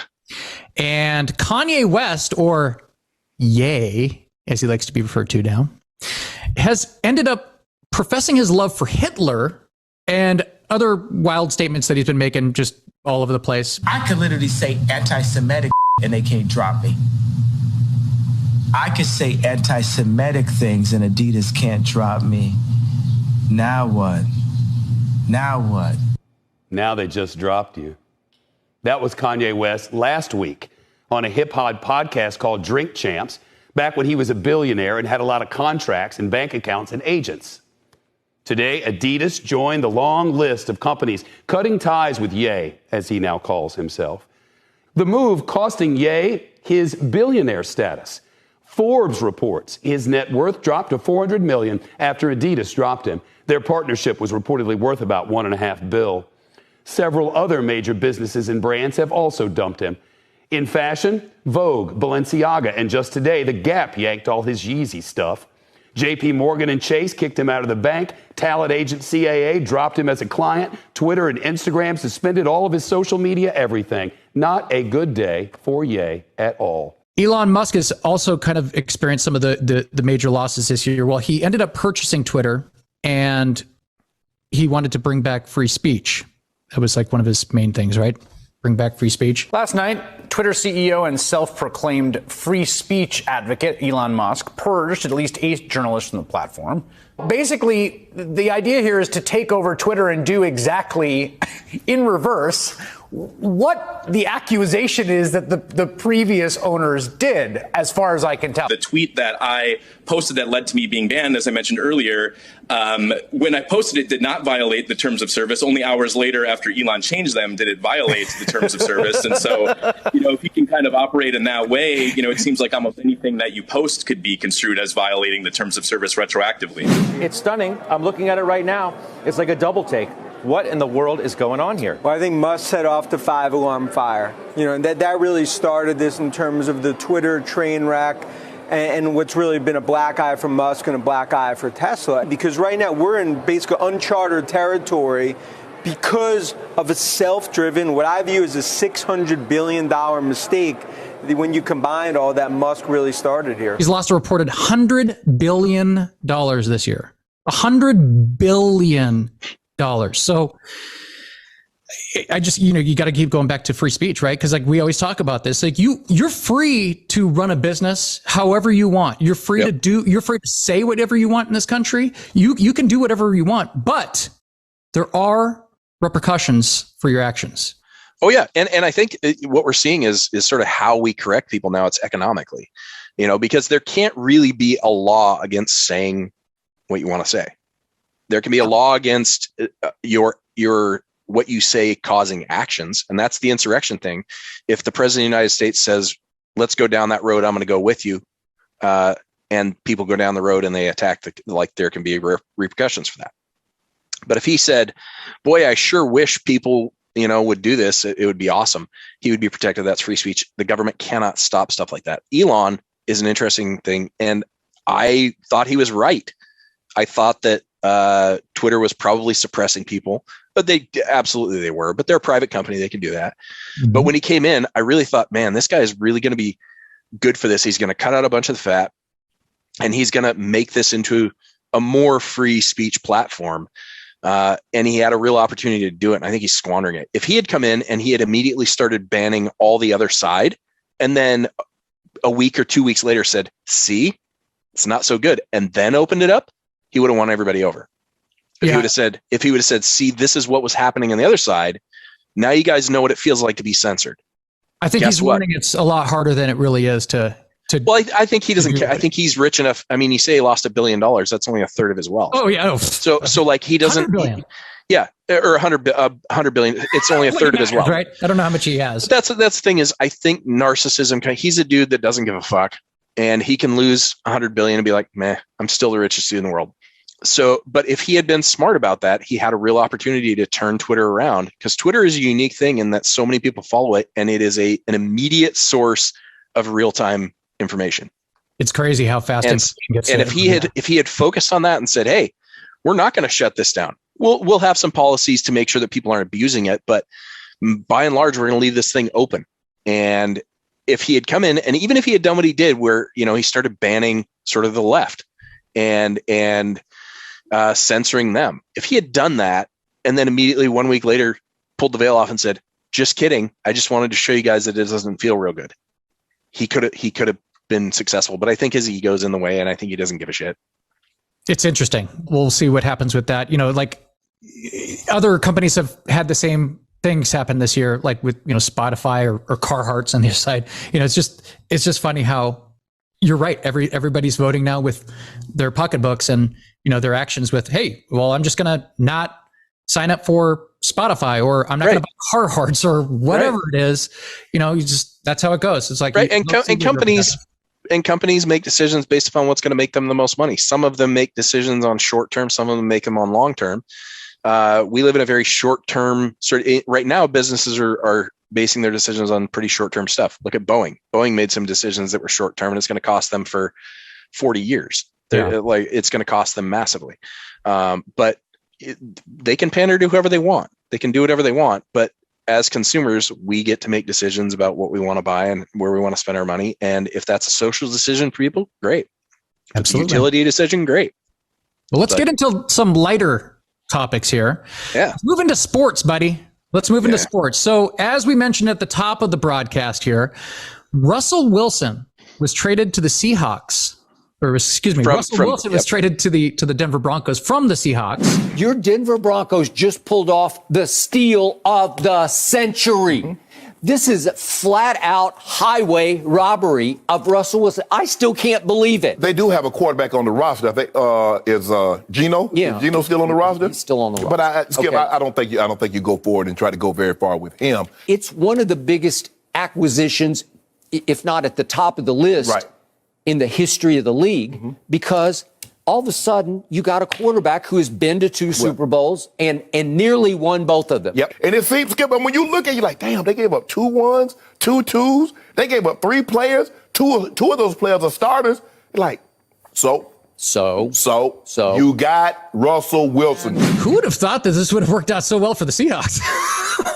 Good God. I was not among those. I thought that it was really going to suck without Russell Wilson. I thought he was a great quarterback. I thought he was largely responsible for, even though I'm a huge Legion of Boom fan, that's why we made the Super Bowls, and that's why we never made it back with Wilson later. But I thought Wilson was a much better quarterback. I really thought that Denver was going to win. I thought they had a great defense. They've got an O-line that's slightly better than us. They're going to do well. I was wrong. Oh, my God. It's crazy how that works, right? I mean, sports, that's why sports is so fascinating. Because it's all about, performance, meritocracy. You have to perform or you don't get to go out there. Well, and especially like football, it's about, working with a team. And Yeah. So Geno Smith, I mean, he played well for half the season. I mean, he's still playing way better than we thought he would play, but Russell Wilson's been playing like crap. I think he was hurt for part of the season, but we ended up getting a fantastic draft pick. Good Lord. This year. Well, hey, maybe that'll make up for what we gave up for the safety from the Jets, Jamal Adams. Jamal, right? Jamal Adams. Like that, we gave up. Basically, we're just sort of putting a Band-Aid on that trade because that was a fucking bust. Yeah, that was a bust. Yeah. But whatever. I like Geno. I think he's good. He's going to get paid. I hope we aren't the ones that pay him. I hope we just sort of accept. Because like in sports, you do have to kind of rebuild. Like you have to pick a point where you go for it. And then after that, you're like, okay, let's pull it down and let's rebuild it. And the Seahawks still do not have enough pieces, I think, to haul it together. Like Kenneth Walker looks pretty good. I don't know. Tariq Woolen looks like the real deal. Maybe they can run with all that. And they're young, so maybe they center that. But I don't think Geno's the quarterback of the future. I think he did really well in the beginning because they gave him a very, very simple set of tasks. And he was good at delivering the ball. And if they had kept to that, they could have done well, but defenses figure shit out. So I'll tell you, whoever came up with that meme of Russell Wilson, will he throw more touchdowns this year? that fucking guy. He has bathrooms in his new house is hilarious. Who thought that guy would be even broadcasting by like week 6 or week 8? Like, no, but that guy didn't even think. He's like, shit, I had a regular job. Now I got to record these every fucking week. Holy shit. Like he did not expect that he was going to make it an entire season. And he's going to go into season 2. He has 18 bathrooms or something like that? No, he only has 12. Only 12. He has 12 bathrooms.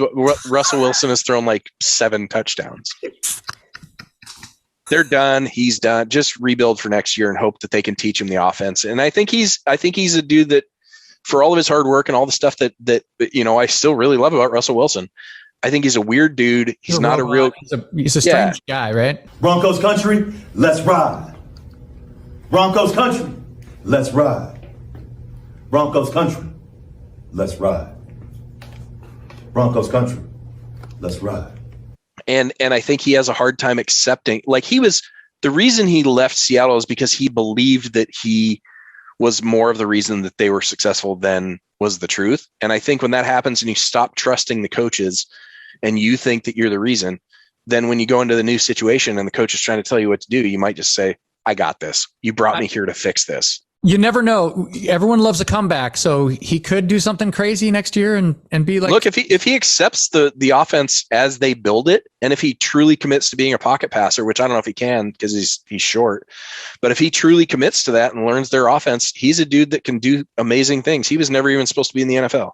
Yeah. So but he's going to have to throw his hubris out the door and start listening to his coach and build a system that works. Well, speaking of quarterbacks, Tom Brady was huge in the news this year, which we never like hearing about Tom Brady. Everyone can't stand. Yeah, he's like COVID. I'm sick of him. But so Tom Brady retired, and then he announced that he's coming back. Superstar quarterback Tom Brady officially announcing his retirement, ending days of speculation about his future. The 44-year-old leaves the NFL after 22 seasons and, yes, 7 Super Bowl rings. Last year on Selection Sunday, Drew Brees retired. This year on Selection Sunday, Tom Brady unretired. He is back. But there was other things going on. Like, I think it started with like, what's wrong with Tom Brady? Like, you're seeing him, and you're like, well, does he have some weird plastic surgery? Do he have some major weight loss? Or what's going on? Is he okay? Is he dying or whatever? And then they announced that Tom Brady was getting a divorce from Giselle, his famous supermodel wife. Mm-hmm. And there was reports that she had wanted him to retire, all this stuff. But then there was like also reports that now that she had been possibly seeing this guy that she's with now for the last year. So who knows what's going on with that? And there was lots of people ripping on Tom Brady. And I was like, for the first time ever, I was kind of like Team Tom Brady right now. Like everyone's like wanting him to like retire. And he's like, I didn't even say I was going to retire, but someone's like, he's retiring. He's like, oh, right. Yes, I'm retiring. But right. I don't know. I'm with you too. I'm with you too. I hate Tom Brady. I'm sick of him. I don't want him to play more football. But yeah, I could sort of be on Team Tom Brady in this instance with what I know, which isn't very much. But like, if he wants to keep playing, that's his profession. It's the profession that he was doing before she came along. Mm-hmm. Before any of that, so like he should be able to choose to do that. But also, I think it's a really unique situation in that it's pretty pure. She does not need him financially. And so each other financially. Exactly. Yeah. And so I think that's a really interesting thing that people forget, how much that plays into most of the decision making for people like this. Cause she might be very genuine that she's like, I don't want you to get your head hit. I just want your health, whatever. But they're both making decisions based on their own best interests and the interest of their thing together without the outside influences of like money and some of the other shit that the rest of us have to worry about. You don't want him to get hit. Maybe you shouldn't have married a quarterback in the NFL. Right. And if you don't want, your wife to have suitors, maybe don't marry a Brazilian supermodel. Like it can work both ways. Like, they knew what they were getting into, and hey, relationships are complex anyway. I can't imagine how complex a relationship like that would be, where you're in everybody's eye all the time. Everybody knows literally how much money you earned, what your address is, where you go. Yeah. You can't take your kids to the restaurant. You can't. Yeah. So whatever. Yep. I hear that. He'll land on his feet. So will she. Oh yeah. Poor Tom. I'm sure he's going to be, he's going to be fine. Something else that happened I think it was at the very beginning of the year, but the craziest sport moment of the year, one of them, was Antonio Brown quits in the middle of a game. Do you remember this? Like, I do. He literally just took off his jersey or whatever and just like, I'm done, everybody. I'm like, see you guys later. I'm out of here. I'm like, wow. I've seen people now, like since then, say that this might be like seriously, like this might be like more serious than, it's kind of like funny to see that clip. But there's Rich Falls sent me this clip of, he goes, it was basically titled, "This is the exact moment when Antonio Brown got CTE." And he got hit so hardly that he almost got his head knocked off. Yeah. And you're like, whoa, dude, that's really serious looking, like really, really serious looking. And that was like several years ago. Yep. I mean, who knows?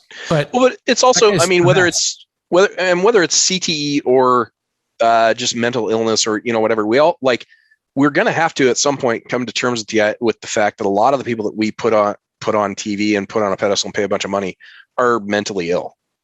Kanye West being one of them. Yeah. And I have I don't know what the solution to that is, because, we're watching people be incapable of doing the tasks that we're asking them to do in real time. And it's really super sad. And whether it's CTE or mental, whatever other mental illness, that's super sad. But we also have to realize that those people are dealing with, that dude who probably loves football, who wants to play, had his brain tell him that was the right thing to do. That's fucking sad. That's because sad. can you imagine? I mean, I know we always talk about this, but pissing away that kind of money, it's right. It's just crazy. But hey, we're not in that position anyway, so who knows what we'd be like in that position? I don't know, but I know that I've never been hit like that. Oh yeah, yeah. Well, no, there's the fact that we've talked about this. I think football is going away. I know that football is going away. It's just a matter of how soon, because the damage done to the head. All the other body parts, we can send people out in the world and they can get harmed doing all kinds of things, working construction, doing whatever. And that's all sort of acceptable historically. Having people lose their minds is not. And it is clear now that some of the decisions we make cause people to lose their minds, and it causes them to cause harm to society. Like if I ruin my back working construction, okay, insurance rates go up a little bit if I spend a lot of time in whatever, and some opiate addiction stuff comes. I'm not saying there isn't societal harm, but I'm probably not going to go drive my car the wrong way on a freeway and crash into a tanker truck like Justin Strelzik did. When people lose their minds, they are a danger. They can be. I don't want to say they are. Yeah, and it also depends on what kind of person they were. Remember, totally. It was a real eye opener when Junior Seau, who's one of the sweetest, guys, and he just and I think that, I don't know if he wrote it down, or he mentioned it to somebody, but remember when he I think he shot himself with a shotgun or something like that, but he didn't shoot himself in the head. Yeah, he shot himself in the heart so that he could. Yeah. No, and I mean, so it's kind of heartbreaking, but I think we are going to have to reckon with the idea that at some point we are paying people to go mad. We're paying them for our own entertainment to destroy their brains and their minds. And because technology is catching up, pretty soon it's just going to be esports and Madden and whatever. So I think that's why football will go away. But in the interim, we have to accept that the people who we're paying to smash into each other with their heads are gonna fucking lose their shit. That's part of that's what we're paying for our own entertainment. For my fantasy football team, I'm paying some dude who's probably going to die at 51 and might take somebody with him so that I can win a $20 fantasy football league for my entertainment. You gotta be okay with that. Okay. Now, Lee, I know you'll like this one. After a 21-year absence, the Seattle Mariners finally make it back to the playoffs. A drive deep to right field, down the line. The Mariners win this game 2-1. The dream lives. They're going to the playoffs. The drought is over. Holy Congratulations. Shit. That was terrible timing. Back to the playoffs. It was terrible timing too. I had so much shit to do. I was so sick. I was that was the wrong time for all the shit that we got going, for all the moving, for all the everything else. And I just, Jewel and I, we've been to every opening day. Obviously we're Mariner people. And I remember reaching out, looking for tickets and sort of thinking, God, this isn't the year. I can't do this. I got too much shit going on. We're trying to put our money towards this isn't the year. This isn't the year. This isn't the year. And I sent a single email to, some hookups. Yeah. And just said, hey, I really don't expect, and by the way, I still get treated so well, and I don't know why, because I haven't been there a really long time. I mean, they're friends. Yeah. But you're a good guy too, Well, thank you. But I mean, I don't expect any special treatment. I really don't. We've been gone a really long time, and their phone had to be ringing off the hook. Everybody who has ever looked at the Mariners is like, holy shit now. And so I just sent a very simple email saying, hey, I can't and don't expect anything, but I also wouldn't be able to live with myself if I didn't ask the question. Because you got to know. And did you go to all of the playoff games? I went to all of them. I went to all of them. Yeah, because I went. Well, not all the playoff games. I did all the Houston games. Okay. So I flew down to Houston and went to the first game that was a heartbreaker. Holy shit. And then second one, also not a great one. And then, the Mariners 18 inning game at home where we were eliminated. That was so crazy. I was like, is this game going to end? Dude, it was so crazy. And so, we went to that game, and Jewel actually flew in. So what's weird is I had purchased tickets for that before I knew if I was going to get any opportunity for different tickets. And I bought a pair of tickets just on StubHub or something. And I wasn't even sure if Jewel could go. And because she's, obviously traveling. And so we found out that we were going to get the opportunity for these other tickets. And I said, fine, I'll take, and basically I just committed to the entirety of the postseason. Oh, wow. I said, cause that's pretty much it, if I had the balls to ask and they said, hey, yeah, we can, I just said, I'll take it. Yeah. I'm not going to ask you what, I'm not going to ask you how much. I'm just going to say yes. Especially when it could be another 21 years before you can go to another. Right.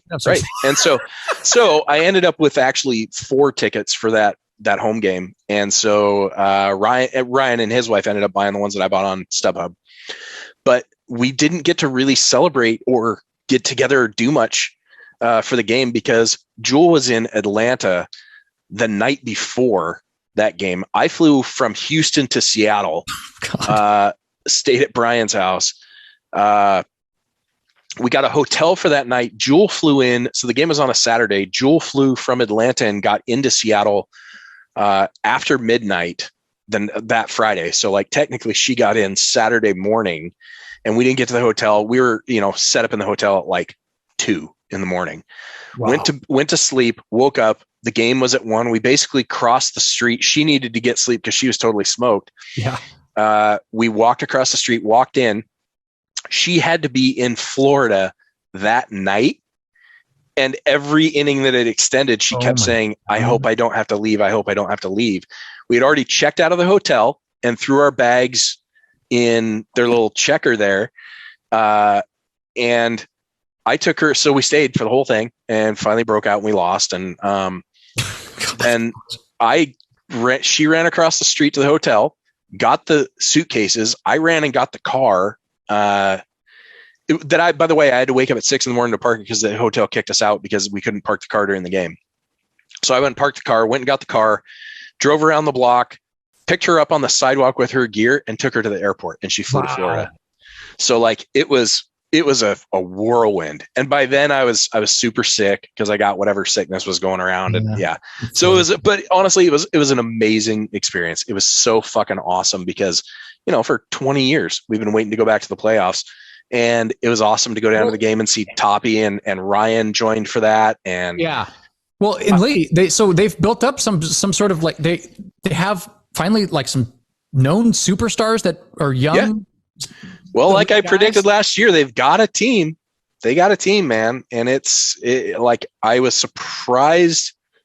I don't know. I guess I'm not surprised because I predicted that they might have a playoff team, but we're not really good yet. But in a year or two, if they can hold things together, they're going to be really, really good. And who did they lose to? And who won the World Series? Exactly. And Houston is a powerhouse. Yeah.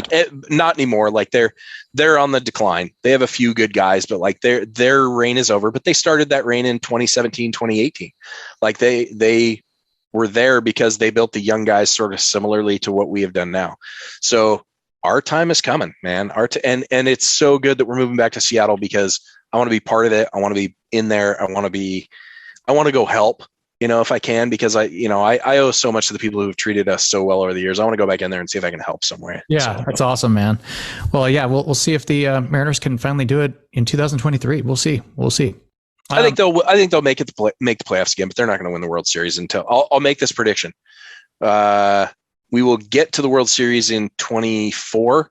Damn. And we'll win it in 26. Wow. Okay. All right. You heard it here, folks. Okay. So one of the other funny moments that I remember from this year, the funniest moment I saw in person also has to do with baseball. I don't know if I sent you that clip, but I was at spring training this year, and this guy's next to me who was hilarious. Like, he was, we're all drinking beers, and him and his girlfriend come by and they're like, "Hey man, can we sit next to you?" And I'm like, "Yeah, these are all open. You can sit wherever." So he just started sitting and he's like heckling these guys down below. And I'll play the clip. If you're pitching the 9th inning, we are winning the game. Good. The man has 2 T's as his fucking last name. Let's go. Here we go. Got it? Strike. There we go. There we go. That's a dinger. Just so you know, if you give up 1 run, the game is over. Good. Thank you. Good. That's a win for us. Let's go, Mariners. High drive, left field. This game's over, everybody. 4-3 Mariners, the final. How about that? Jake Shiner. Kaboom on a 2-2 pitch. The way that ended is hilarious because the guy hit a home run, and that was the guy that he was talking shit to, the pitcher, and I was like, that's hilarious. I love when that happens. But then, like, another clip that I don't know if I sent you guys this, but there was a similar highlight, but in the exact reverse opposite, where the guy was getting heckled by some guy in the stands. 0-for-2 with a walk. And 2 lefties due up. And Jock Peterson steps out. He's getting an earful from some Brewers fans here.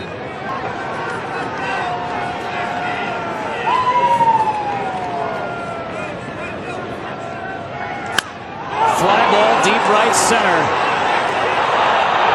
And the Giants take the lead.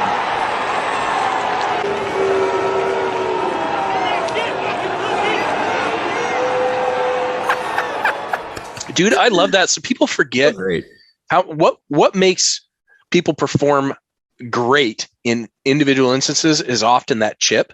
Like, I remember Junior hit a home run one time because the Yankees Buck Showalter's the Yankees manager Buck Showalter had basically just sort of he had sort of downplayed Junior. He had said something Junior didn't like.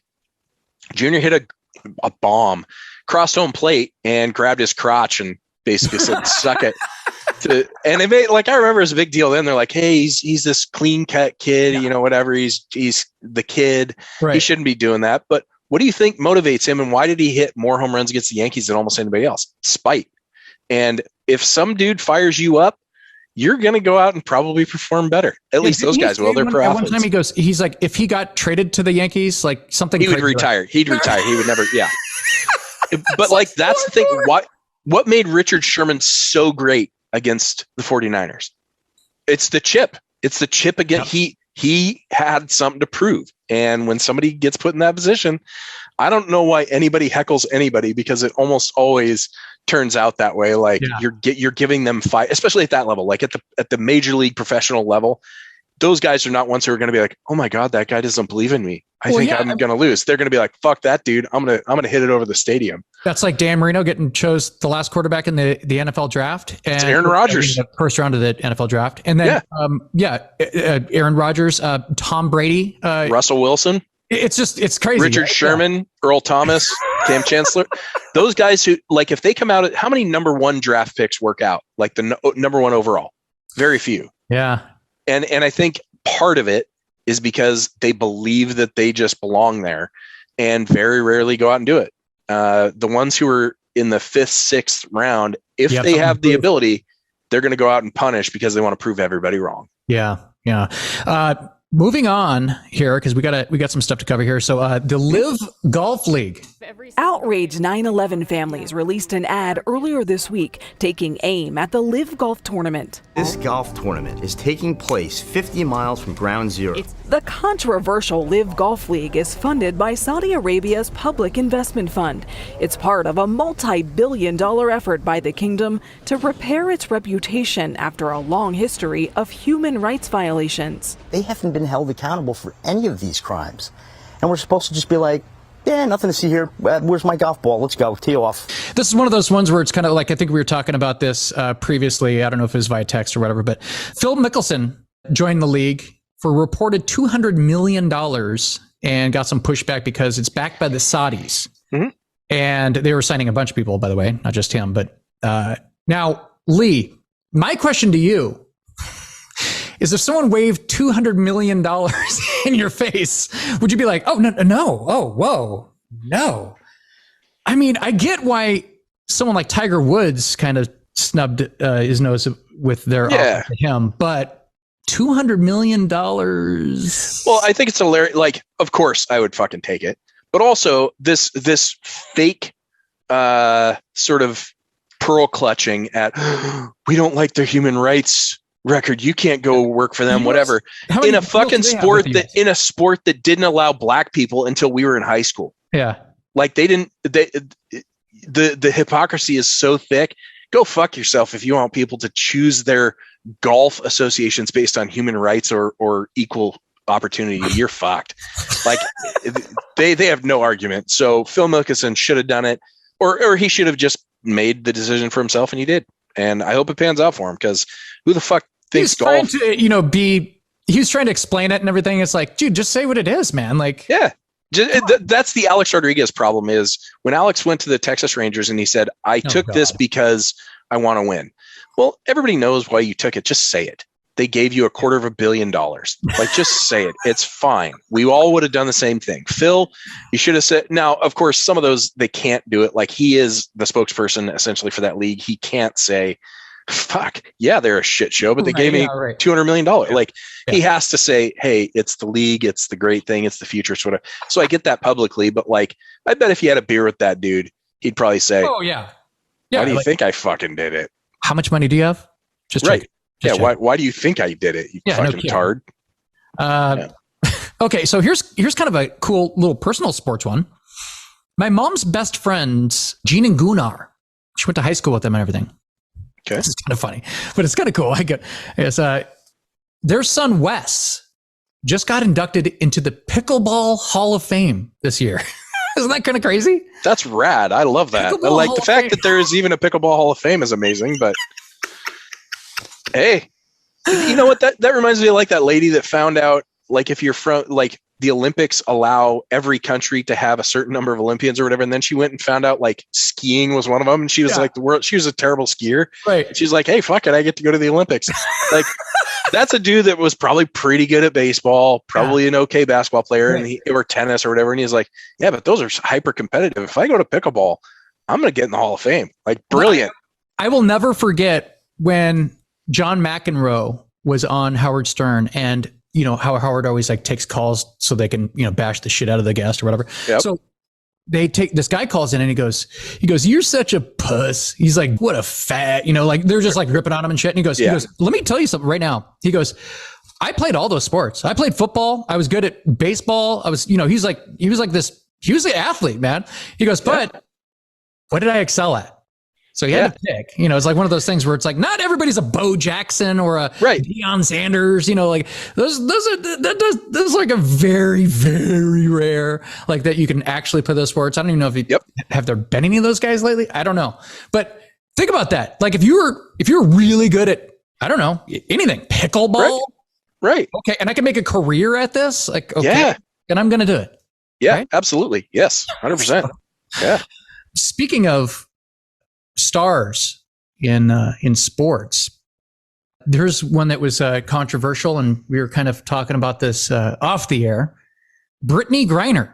This morning, Brittney Griner waking up in Russian custody for the 141st day after pleading guilty to drug charges, saying, I would like to plead guilty on the charges, but I had no intention on breaking any Russian law. Griner's facing up to 10 years in prison, seen here ushered into court shackled and gripping a photo of her wife, Sherelle. Inside the courtroom, the 6'9" Phoenix Mercury Center was confined in a steel white cage. She's been in detention since February, after Russian police say they found vape cartridges in her luggage containing hashish oil, illegal in Russia. And she was sentenced to 9 years in a penal colony, but there was a plea deal made very controversial one, in exchange for Victor Boot, who is nicknamed the Merchant of Death. Nicolas Cage, yeah, Lord of War. So, what do you think of that? What do you think of that whole situation? I mean, people end up being political pawns all the time. Brittney Griner did not, in my opinion, deserve to get arrested and thrown in penal colony for what she did. They probably just chose her. Probably most of the basketball or most of the sport. I'll say this. I won't generalize. A lot of people broke that law and they chose to punish her because they could make political deals and they wanted to do that. And Russia and a lot of regimes do that anyway. They essentially abduct people through their laws and use them to get their spies back. So it's a known thing. It's fine. I feel bad for her, but also you can't break the laws of the country that you're in. Like, you have to be aware of those things. If you go to Saudi Arabia and you think you can just wear your bikini on the beach because you can do that here, you can't. And they are allowed to do whatever the fuck their laws say that they can do to you. It's their country. And if you want to do that, just don't go. Don't go. And by the way, for the people who are here who have that sort of hubris that human rights is human rights, I do whatever I want whenever I want, have had it so good here for so long that they don't understand that a lot of the world, most of the world, is that you don't get to do what you want when you want. There are people who will throw you in a fucking Siberian jail. There's people that'll just kill you or kill you. Right. And that's the other part about that too, is Victor Boot. Who gives a fuck? Like, everybody says, oh, he's whatever. And we got her and we should have got Paul Whelan back, whatever. They tried to get Paul Whelan back. Right. No, but Russia's smart. Russia's smart because they knew that Brittney Griner was in the news and that this particular administration has to keep certain groups happy. And she fit right into that sort of group for their reelection idea. So that's a smart play, but also they'll trade Paul Whelan for, I don't know, the dude in Germany or whatever. Like, they'll trade him for, it'll be something else. But Victor Boot, who gives a shit? Like, arms dealers happen all the time. The dude's been out of the game for a long time. If he goes out and tries to do what he did before, he'll probably get droned in fucking Syria or Yemen or somewhere like there. Like, who gives a shit? Like, yeah. I don't know. I don't care. Hey, some of my friends have been arms dealers, and they're running free right now. So right, that shit. Watch Lord of War. Lord of War is about that guy, and it says exactly that. We live in a world where governments need to cause these things to happen, but they can't take responsibility for them in a lot of instances, and they need people like gun runners. So whatever. It's an imperfect world, and I don't give a shit. Hopefully, the takeaway from this is, if you live in the United States, you got it pretty fucking good. And hopefully Brittney Griner looks at this and says, whoa, yeah, I didn't realize how good I had it until it was taken away. And also, Russia's fucking kleptocracy. They steal things to get where they get. You should expect that from Russia. Them. All right, so let's move on to movies and television, buddy. Movies and television. So it's been an interesting year for movies and television, essentially for movies that actually got seen in the theater, but it was an end of an era for late night. So I don't know if you know about this, but 3 late night departures this year were James Corden, Trevor Noah, and Samantha Bee. Are you going to miss them, Lee? I don't think I've watched 5 minutes collectively of any of those. I'm aware of Trevor Noah. I sort of know James Corden's name, but I couldn't put a face to it. And I have Samantha Bee. I don't know who that is. Funny is Samantha Bee. She was on the Daily Show, but it is funny because late night is so different now. I don't think I've watched any late night show in the last 10 years more than just clips. They all talk about that. Everything's just clips, little clips of their shows. Yep. And that's all that gets viewed. So maybe it's a kind of like a combination where like, hey, look, we're either going to end your show or you can retire, right? I mean, well, I think there is. Yeah. Well, and it used to be also, remember, the reason talk shows worked is because there were only 3 networks. And if you had a movie to promote, you needed to do the entire business model for a talk show is you invite famous people on to have conversations with them so that they can hawk the thing that they're selling and you get to sell advertising during the commercial.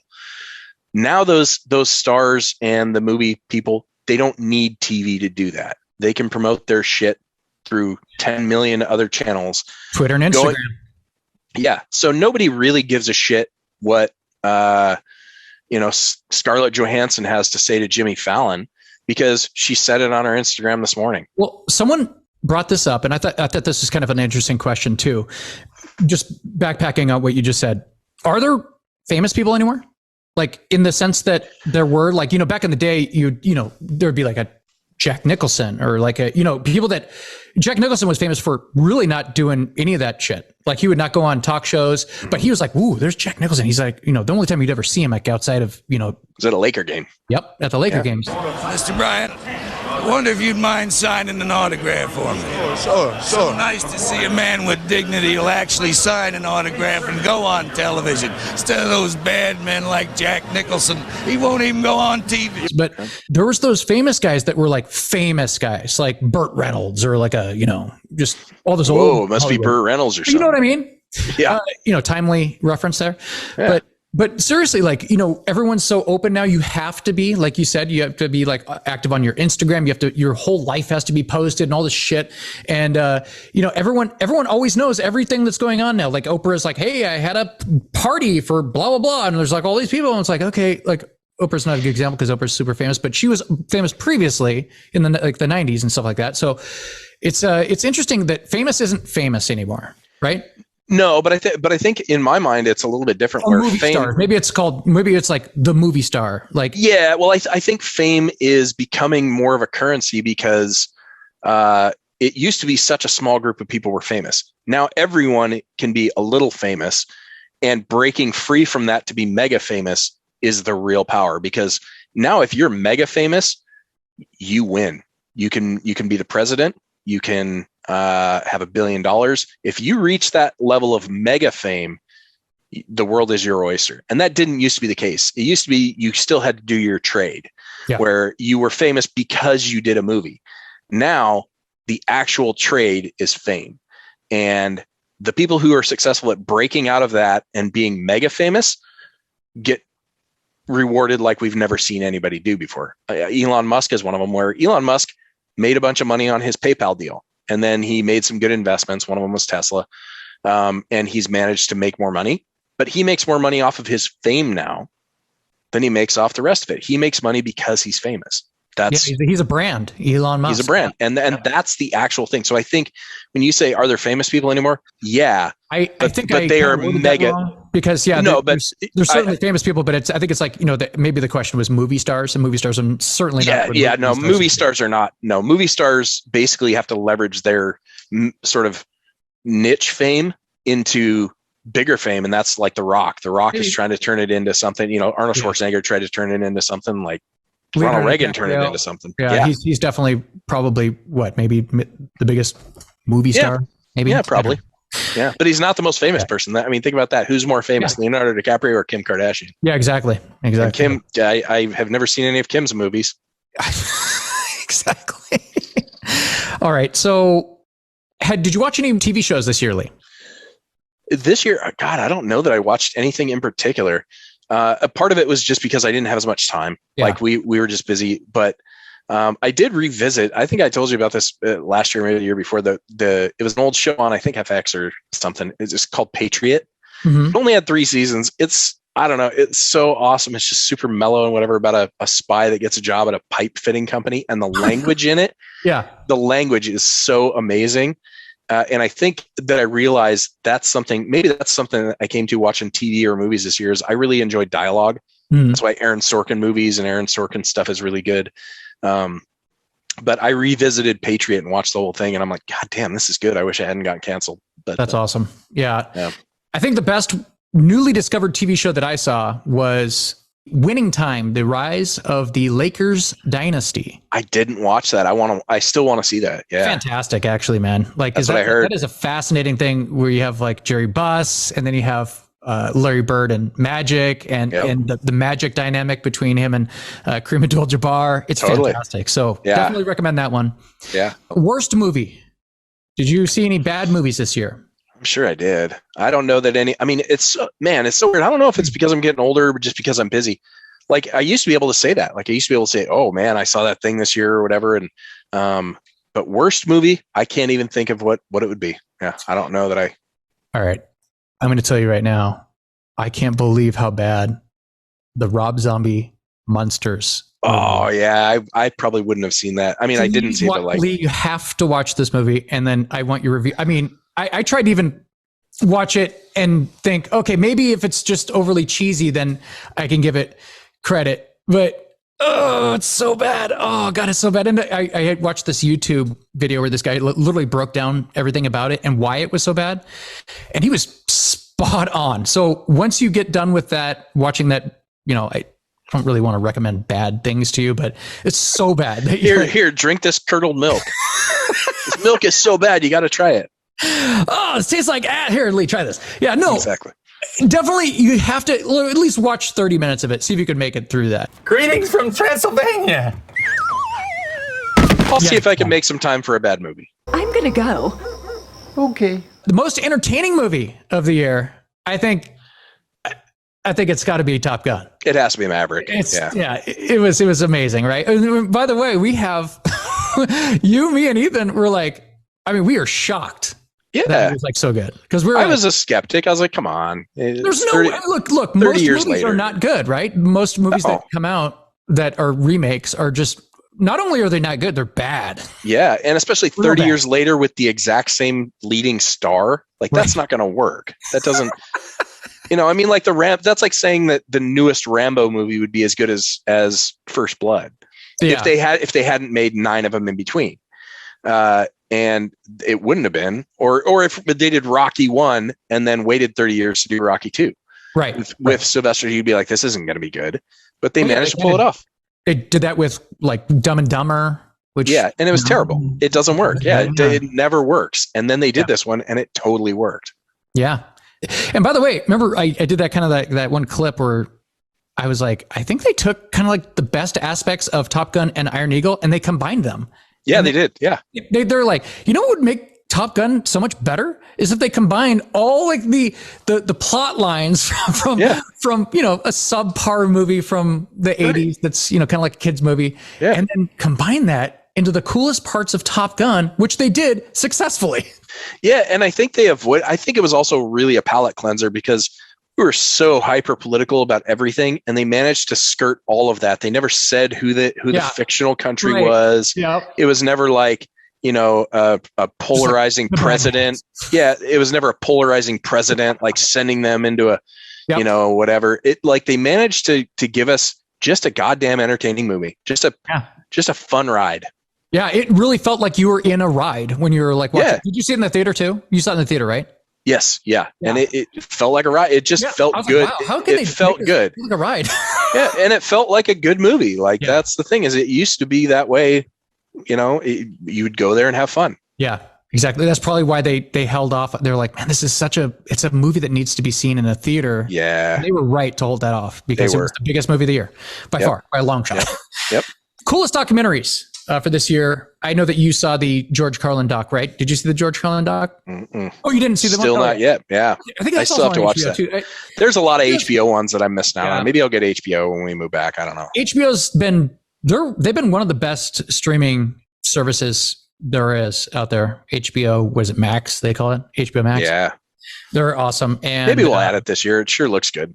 It is. It's pretty good. Because what's his name did it? Was Judd Apatow? Is it Judd Apatow? I think they did it. I think it was Judd Apatow. Anyway, and then I saw an interesting doc, another kind of in the same realm, like a Rolling Stone, the life and times of Ben Fong Torres. I saw the ad for that. I haven't seen the movie, but really cool, man. Really cool. I bet.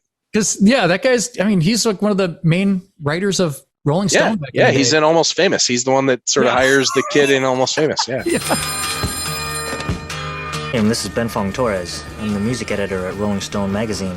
And then disturbing documentaries. I don't know if you've seen any of these. Our Father, the fertility doctor that was responsible for at least 94 children in his community. I did see that one. What? Yeah. Dr. Klein was the best infertility doctor in Indianapolis. How the fuck did no one know? For decades. The majority of us live in a 25-mile radius. Yeah, that's not good. Yeah. Conversations with a Killer, John Wayne Gacy, the tapes. That was just obviously for obvious reasons that's going to be creepy. But I didn't realize how many bodies that he had in his house. I know, and just buried them in the ew. And by the way, they they searched it or whatever and couldn't find it. And then they went digging and then they found like all of them down. Like, oh boy, I don't know. Can you imagine? First of all, I've said this before. I dodged a bullet being a cop anyway for a whole bunch of reasons. Can you imagine just being the low ranked, the first year detective, like the dude or the tech or whatever, and they're like, hey, we got this possible crime scene. It's in this guy's basement. Yeah. Can you go down there? And they're like, fuck, we found an arm. And he's like, well, guess what? You're digging. And they had video and stuff of this and like pictures of it. I'm like, whoa. Yeah.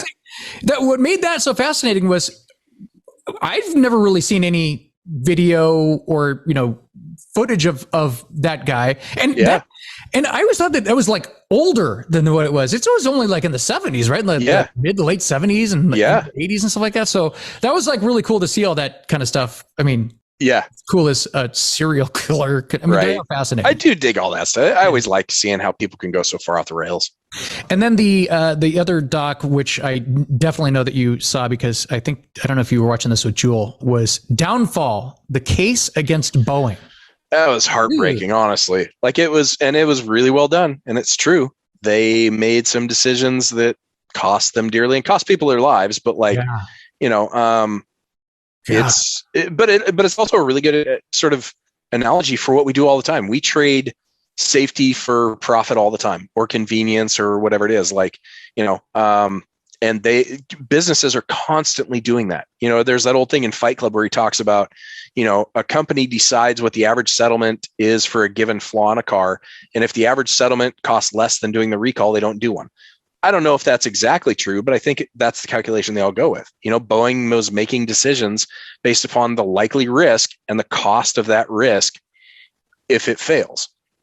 I think they massively miscalculated the cost. It was scary watching that, man. Like it was just like, oh God. But it's also, man, I'll keep saying this. Flying on airplanes is amazingly safe. It's just amazing. Like go to FlightAware or ADSB and just look at the United States right now to see how many airplanes are in the air right now. Oh, it's nuts. And none of them will crash today. Statistically, almost none of them will crash all year. I told you this last year. That was one of the most fascinating shows that I think I showed you like an episode, but that air disasters show. Yeah. It shows you how safe stuff and how far the industry has come, which is amazing, by the way. Yeah, and they basically show you like, look, more than any other industry there is, period. They learn from their mistakes. Yeah. And they immediately make improvements. They grounded all the 737 Maxes. Yep. Until it was figured out. They didn't say, hey, we're going to figure this out. Good luck for you guys in the air. They said, all of them. You're going to park these until we're ready. And it is interesting because that's a perception thing more than anything, because the true numbers of people, getting hurt and dying on airplanes is minuscule. It's so tiny as to almost not even be a worry. But when it happens, everybody knows about it. Yeah. There is literally a documentary on every single commercial air disaster ever. That's how rare they are. It's crazy, man. It is crazy. Yeah. I have something here. I don't know if you want to talk about this, but it's kind of funny. So Tom Hanks revealed to People magazine this year that out of the 100 movies, he's been in like over 100 movies. Sure. He feels that only 4 of them are pretty good. All right. He did not reveal which ones they were. So like these apps like TikTok were just exploding. People were like, what are they? So like people are trying to guess which ones they were. And well, it's obviously Joe versus the volcano. Big. No. Yeah, big. All the early comedies. Yeah. I mean, obviously Joe versus volcano is the best one. But yeah, so it was funny because I brought up his filmography and I was looking up kind of like the movies, and I know that you know all these, but like the run that he had. Listen to this run. It's so insane. He had. So if you want to count Sleepless in Seattle, it was a huge movie. Sleepless in Seattle, Philadelphia, Forrest Gump, Apollo 13, Toy Story, That Thing You Do, Saving Private Ryan. Those were all right in a row, like literally like the year after like each. Right. Boom, boom, boom, boom. And I'm like, there can't be a run like that. There can't be a run like that. Right. It's crazy. Well, and he's one of those guys that turned the corner, and he did it with Philadelphia because he was a lighthearted comedic actor, and then he did Philadelphia, and everybody went, "Oh shit!" And then immediately the door opened to him for all the other stuff. He was a light comedy guy, and then he went to like romantic comedies, and then boom, yeah, he broke out with Philadelphia. He did Philadelphia, and that turned him on. And then obviously Forrest Gump turned into the biggest movie of it. I mean, it was that and Pulp Fiction in the same year, right? And everybody got gumped. I think it was 94, right? Yeah. Forrest Gump was 94. Philadelphia was 93, I think. Yeah. So that's what I'm saying is I think he did Philadelphia, and everybody went, "Oh shit, this guy can actually act." And then Forrest Gump came out and did what it did, and then it was just Saving Private Ryan and Green Mile. I also think he caught like a moment with sort of the people that were around him, like Robert Zemeckis and Ron Howard. Like those guys were in their absolute primes right in that moment. And so he was catching good directors, good stories, good roles, and he was at his prime. I think that happens every once in a while, because like you mentioned Judd Apatow, like he's had a pretty big, he had a string of really good comedies in a row, and it's all the same people. It's all the same actors and the same whatever.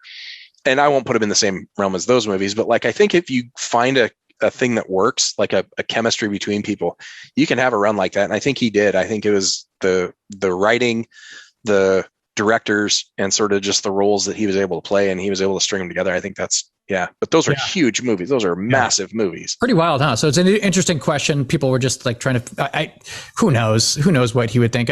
You would think that he would say like, Saving Private Ryan, because it was so well done, but I don't know about the other ones. I mean, because he has so many movies that people love, like you said, Big is just awesome. It's fun, but who knows? So I scanned through Rolling Stone's 100 best songs of 2022. And I listened to every single song, which is crazy. But I noticed I don't think this has ever happened before. I've certainly never heard it. I would say a good quarter of the songs, maybe a third of the songs were in Spanish. Yeah.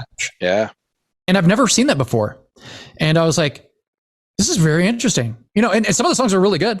I just couldn't understand them. But I'm like, wow, that's very interesting. I mean, the canary in the coal mine for that one was Despacito, right? Or whatever that horrible song is. Well, what about Macarena? How dare you? Macarena, yeah, that's true. I guess that wasn't. But I mean, that's it is interesting too. That's just what happens. Like in a multicultural society, you start mixing things up, and one of the reasonable to me.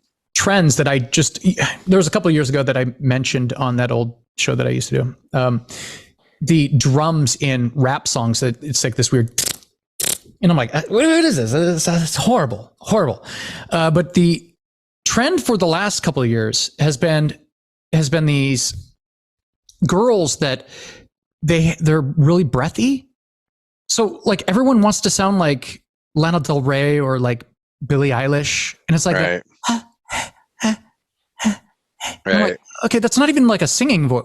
You know what I mean? It's like, okay, remember when it was like, there was like this period of time like that was kind of like a novelty where you had like a Mazzy Star, or you had like the Cowboy Junkies, like they would kind of like have that kind of sound. And you're like, that sounds really cool. But like now everything, like if I would say like 50% of the female artists that I hear now, I'm like doing that. And I was like, all right, okay.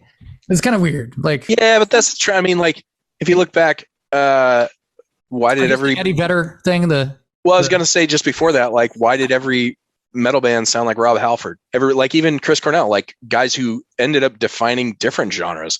Like you listen to Chris Cornell in the 80s, he was high pitched, super screamy, and then eventually rolled into grunge. So Pantera was screamy. Yeah, I didn't know that one that Ethan sent was that. I can't believe, but it's how the trend goes, because that's what people are listening to, and that's what they're trying to emulate. And also that's what's selling records. Like if you're in the business of making music and selling tickets and records, and you see somebody doing something that you can do. Yeah. No, you're right. It's like everybody a few years ago just going country. We're like, hey, we're country now. Exactly. Yeah. Country music. Yep. That's entertainment. That's music. Have you heard the song My Money Don't Jiggle Jiggle? It folds. No. It's so ridiculous. But you're like, I don't even know what's going to. No, that song got stuck in my head more this year than any other song, because it was just some guy on, like, I don't know if it was like a reality show or something like that, but he was talking to that girl. Is this date going well? Yes. I love all kinds of music, as long as it's groovy. Can you remember any of the rap that you did? My money don't jiggle jiggle, it folds. I'd like to see you wiggle wiggle, for sure. It makes me want to dribble dribble. You know, riding in my Fiat, you really have to see it. 6'2" in a compact, no slack. But luckily the seats go back. I got a knack to relax in my mind. I'm sipping some red wine. So somebody took it and they auto-tuned it and they made it into a song and it became this big viral. Yeah. Dude, that was like it's so great. I mean, that's like a few years ago when that guy was doing the news report and he's like, hide your kids, hide your wife. And they turned that into it's fucking brilliant. Yeah. Yep. So did you watch the Taylor Hawkins tribute? I didn't. I watched part of it. It was on at kind of weird times. I turned it on a little bit. I thought it was cool, but what part did I turn on? I turned on a part where they sent out a guy to sing and he didn't know this. Like Jewel and I were both watching it, and was that the guy that was doing the AC/DC song with? Yes, it was with Brian Johnson, and I think it was the dude from like Panic at the Disco or something. Jewel and I were both looking. We're like, what the fuck happened there? And then he came out afterwards, and he's like, I didn't know the song. I never sang it, but Dave Grohl shoved me out there. It's like when Brian Johnson tells you to go out and sing a song with him, you go sing it, and he's like, but I didn't know the song. I never. So I felt bad for him. I was like, well, good for him. He went out there and tried it. But like, how do you sing a song you don't know? Oh God, how horrible. Like, come on, like put a monitor up here, man. Like I can't. Do so, or at least let's have the conversation, Dave Grohl. Like, hey man, do you know any AC/DC songs? No? Okay. We're not going to send you out with Brian Johnson. But I do love that that it was so ad hoc and that those guys are such good performers that they all just kind of went out and did a giant, tribute where they just kind of took turns. Yeah, and I'll tell you, there's two moments that stuck out so much with me was when Taylor Hawkins' son went out and played drums, and it was like, holy moly, wow. Yeah. I'm like, shocking, like his son's going to be good, but it's just like the next guy, Wolfie on guitar, I think it was Panama, I mean, most people when they're playing that, they're like, looking down and concentrating, and he's just like, and I'm like, dude, I mean, that guy's legit. That guy Wolfie is legit, like a massively talented artist. Well, I mean, it is. He did one of the Dave Grohl things or the Paul McCartney thing where he did that whole album. He recorded that whole album by himself.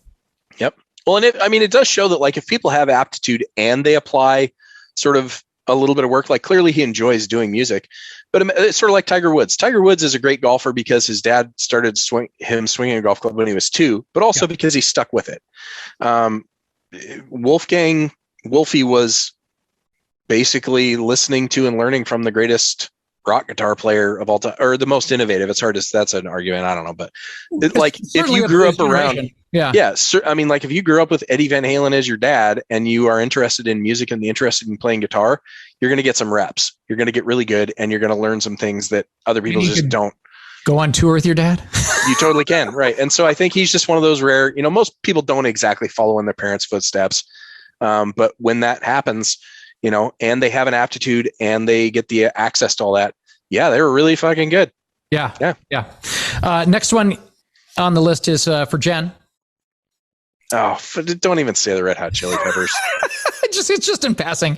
So we all know that you're not the biggest Chili Pepper. I'm not the biggest Chili Pepper fan either, but it's kind of funny that you're just so disgusted by the Chili Peppers. Well, Lee, they actually released not one, but 2 double albums this year, back to back. Now, the first one was called Unlimited Love, and that was on April 1st. On April Fool's Day. April Fool's. Yeah. And then the next one was on October 14th called Return of the Dream Canteen. Now, this is just a quick question. I'm sure they're not great albums, but the whole point is that I wanted to bring up with you. Don't you think most double albums can be condensed into one really good single album? Yes. Yeah, it's the Irishman argument. The Irishman was a great movie. Could have been done in 2 hours and 10 minutes. I still think that should have just been one of those new, miniseries kind of. Totally. They should have done that. Yes. Yeah. If that was their intent, they could have turned that into 10 episodes and it would have been all fantastic. It aired on Netflix anyways. It's nothing different than, watching a show. Yeah. I really wish they would have, and I love the Irishman. It's just, they could have done it in less time. I think the double album thing is exactly that. You can just condense it and make a really good album. I mean, yeah, think of like all the famous double albums. I mean, even I love the Beatles, love the White Album, but could have been, cut down. That's what George Martin wanted to do. He wanted to cut it down. Right. Could have been one. Yep.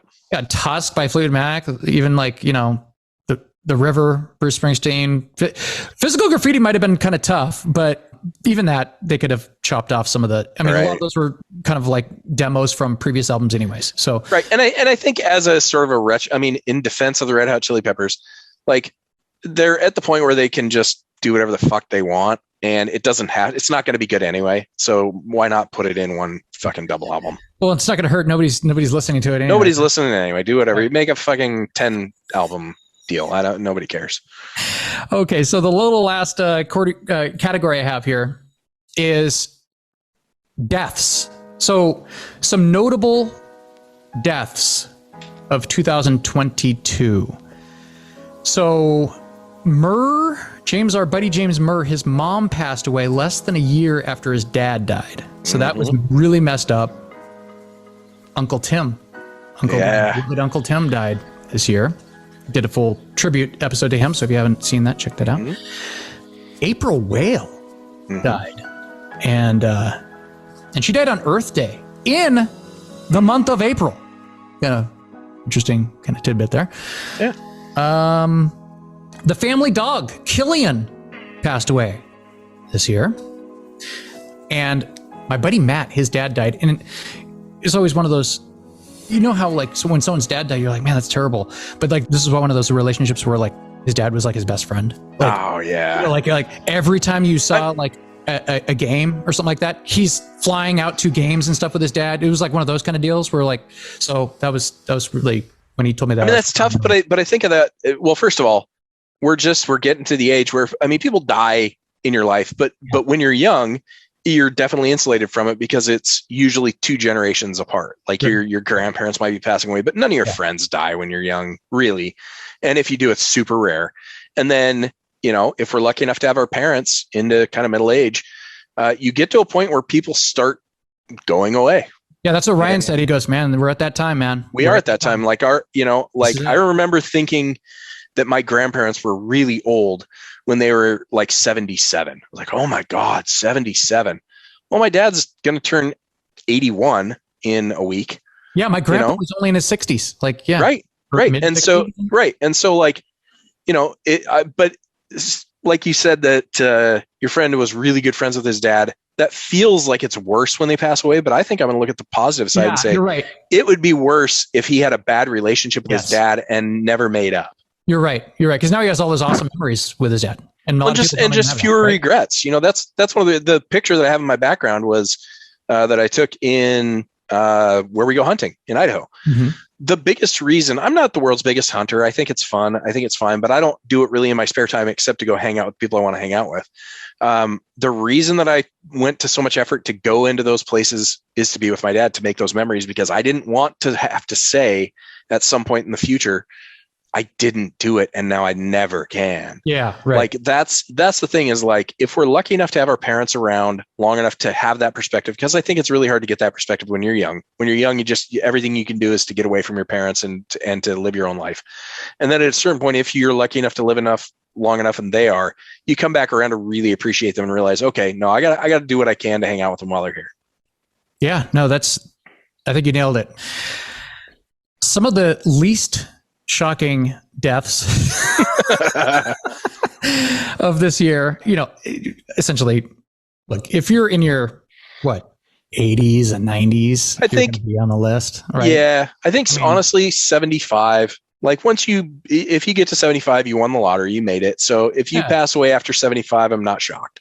Yeah, like Queen Elizabeth, she was 96, and right. Angela Lansbury, she was 96 too. Yeah. But that makes sense because she was old when we were watching, watch that show, but you know what I mean? Like, yeah, when our moms watched it. Yeah. But then you have Mikhail Gorbachev, like, yeah, I didn't even know he was still alive, honestly. But. Well, yeah, that'd be kind of like Jerry Lee Lewis, like the most shocking. You're like, what? He wasn't dead?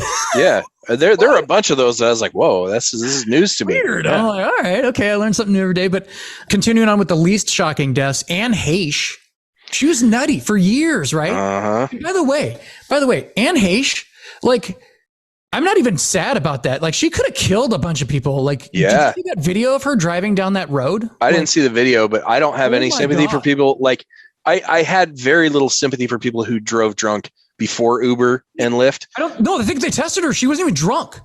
She's just crazy. So, like, shit. Okay, so she was going like 90 down like a little like a residential neighborhood, and she slammed into like some. So it's like, basically, I thought she was drunk, but okay. Well, I mean, it does change my view a little bit. No, if she wasn't making a choice, because like, hey, if you're nutty, you're nutty. Like, you can't really do much about issues. Kind of like Aaron Carter was like, okay, like you're messed up for years. Like, it's like one of those things where it's like Aaron Carter died today. I'm like, well, and but I mean, if you hear like Anne Heche talk, I guess she, like she's said, she was raped repeatedly when she was a kid. Like, she's been pretty open about.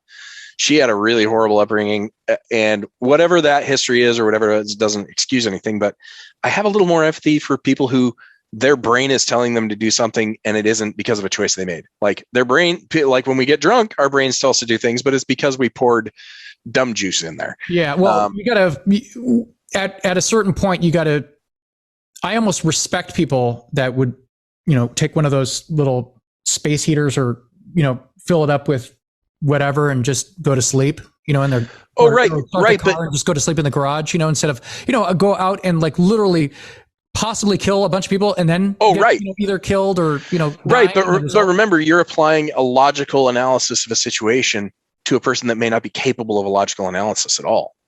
Like, it may not occur to them that like, oh shit, I might really hurt someone, because it's literally the processing unit for their brain that makes them help make those decisions is broken. So, I mean, I'm with you. Like, if you see that, but it's a continuum. It isn't a yes or a no or a black or white kind of thing. So that's why. But that's honestly the really tough thing we have with a whole bunch of problems in our society is like, hey, is this your choice, or does this thing affect you before you have the opportunity to make a choice? Well, that's kind of like Robin Williams when he killed himself, and people were like, I don't understand like why he would kill himself. But it's like, that's the whole point, right? Like, you don't understand. And he had like some disease that he knew that wasn't going to end well. So he's just like, but he had the logical ability to analyze the situation. Like, some people just don't have the logical ability to analyze that situation. Kind of like one of the people on my list was Naomi Judd. Right. Yeah. So she took a gun and killed herself. Yeah. But I don't know. It's just one of those. It is. Well, but also I think we're in a weird spot where people are left to deal with that shit on their own. Like, we have a society that acts as though it is empathetic and, that we try and take care of everybody. But our country does not take care of mental illness at all.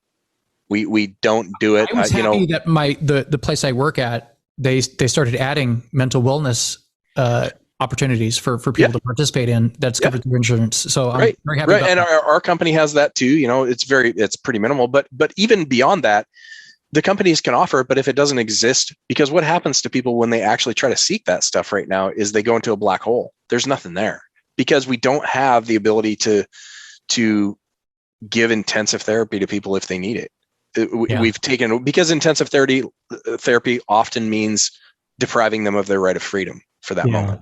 And so it's a really complex thing. And I am a person that says, as always, do whatever you do, just stay in your own lane. And if you go out of your lane, there's a consequence.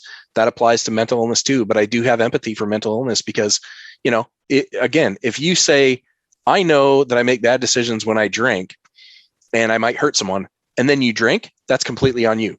But if the thing that goes on in your brain doesn't allow you to make that decision first, it just does it for you, that sucks. But I don't know any way to fix it. Some other shocking deaths that were actually shocking. Gilbert Gottfried. A woman gets into a really bad car accident. The man rushes from work over to the hospital. The doctor comes out. He goes, sorry, it's really bad news. Your wife was in a horrible car accident. Her face and body are totally mangled. She'll be crippled and paralyzed from the neck down. She's going to need 24-hour care, of which your insurance is not going to pay for. You're going to have to wash her and feed her and keep turning her over in case she gets bed sores and rubbing ointment on her. And you'll have to change her pretty constantly because you'll have no control over her bladder or bowels. And the man breaks down crying. And the doctor goes, I'm just fucking with you. She's dead. Like all these like comedians, like that, it started off with Bob Saget at the very beginning of the year, and that was kind of sucky because they said that he had taken a shower and he slipped and he hit his head, and then he just, whatever he does, he just go and you're like, gosh, I'll just fucking sleep this off, and just lay down. And dude, I am so terrified of that because that's like I've hit my head a few times, like on forklifts and stuff like that, and like a few real bell ringers, and then you hear shit like that, and like the Billy Mays guy or whoever, he hurt himself with a piece of luggage fell on his head when he was digging it out of the airplane, and then he got a subdural hematoma and died. Like, wow. Like the other day I sat back on our couch, and our couch has, I missed the pillow somehow. I did sort of, and I kind of just bonked my head, and I was like, well, that didn't hurt much, but knowing how this shit can happen. That's so funny that you say that, because I think about that now when I used to lay down on the bed and slam my head into the pillow just to do it, just because it's like, slam my head into the pillow. Right. But yeah, that's so funny because I think about that now. I'm like, oh shit, that's how Bob Saget died. Right. And how do you know? Because you're like, oh, I got kind of a headache. Well, yeah, I hit my head. Like I remember I hit my head so hard on a set of forklifts or on a set of forks for a forklift that, I mean, my ears were ringing, everything was, and I was like, well, I'm sure I'm fine. And it turns out, but like, I could have just completely just died. Isn't that crazy? I don't know, man. That's that. As you get older, it's shit like that. Like I might die by sitting down on the couch too fast. Right. We're certainly not going to die like Taylor Hawkins died. Where did he die? Like some other country, Brazil or something? I don't know where he died.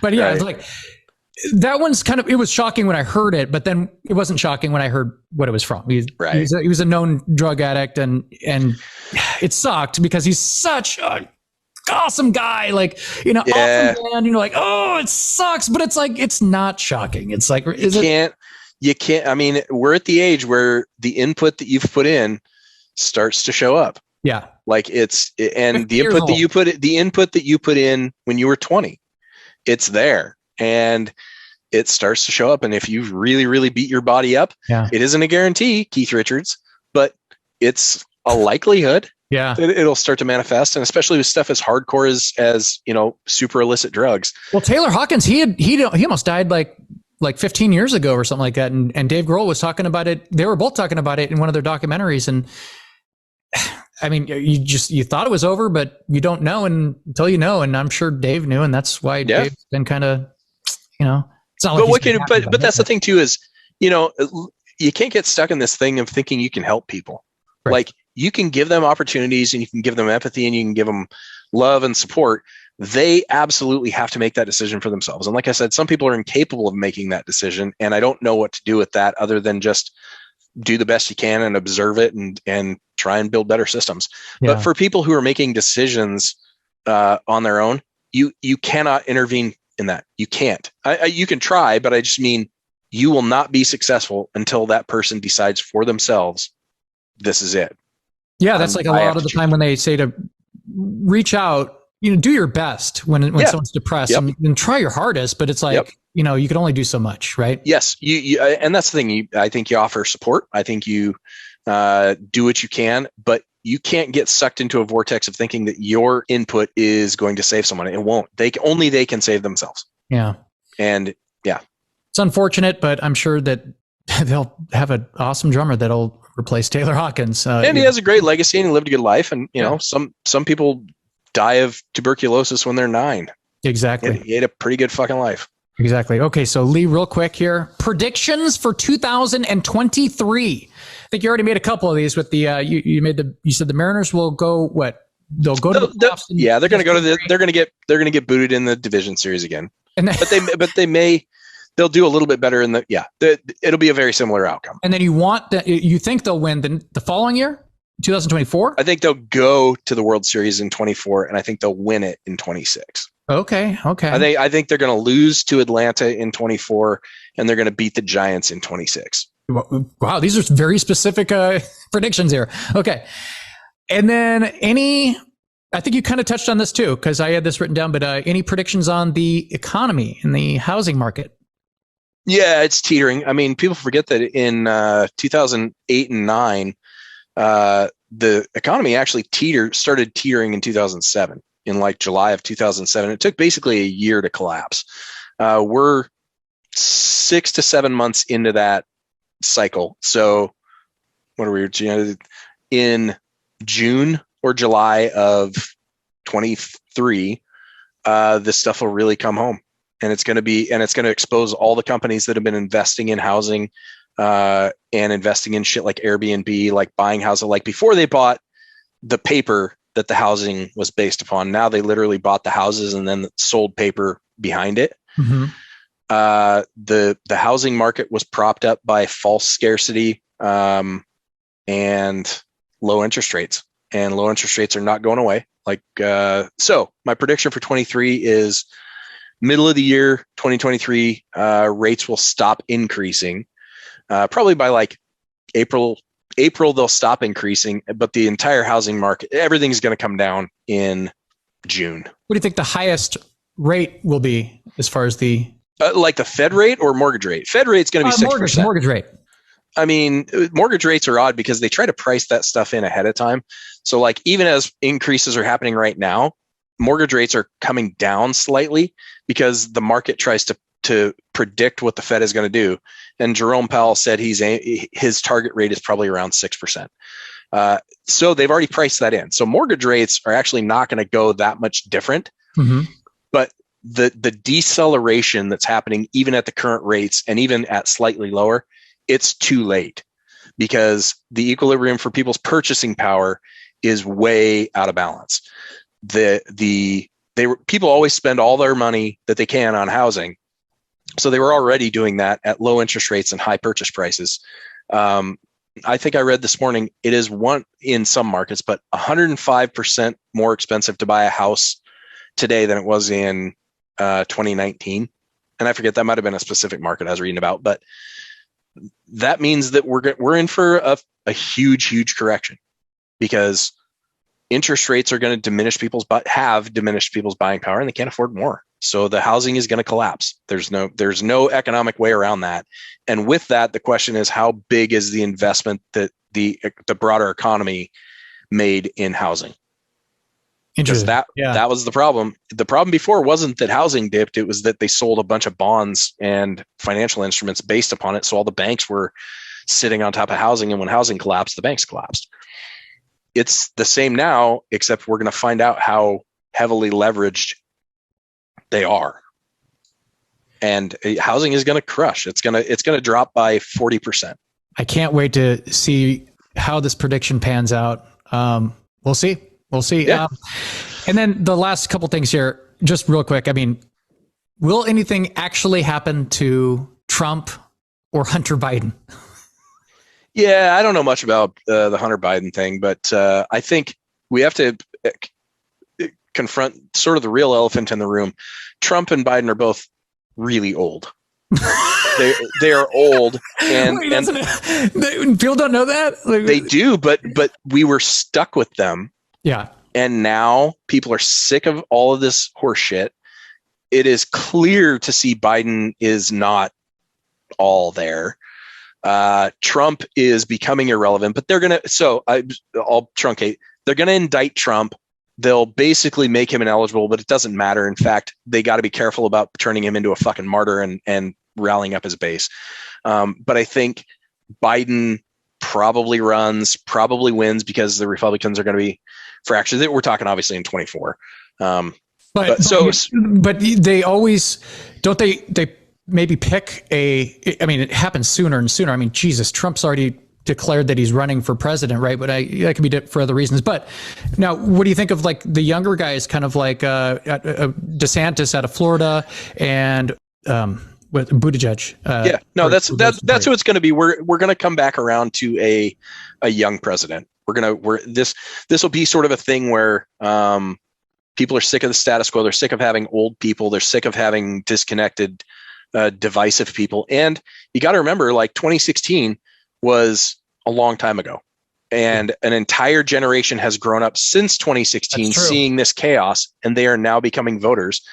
They are going to change how this happens because they don't want this shit anymore. They don't want that. Now, the question is, do we go down one path or the other or whatever? Yeah. But the short term is Biden isn't viable. Trump is not viable, and everybody fucking knows it. So Trump will get indicted. Biden will probably get elected, but he won't finish his term.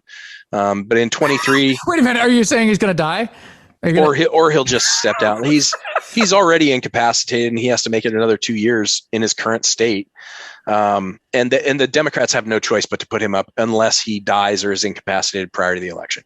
But I think, truth be told, I don't think that the next election will be I don't think it'll be as big a deal as the last two.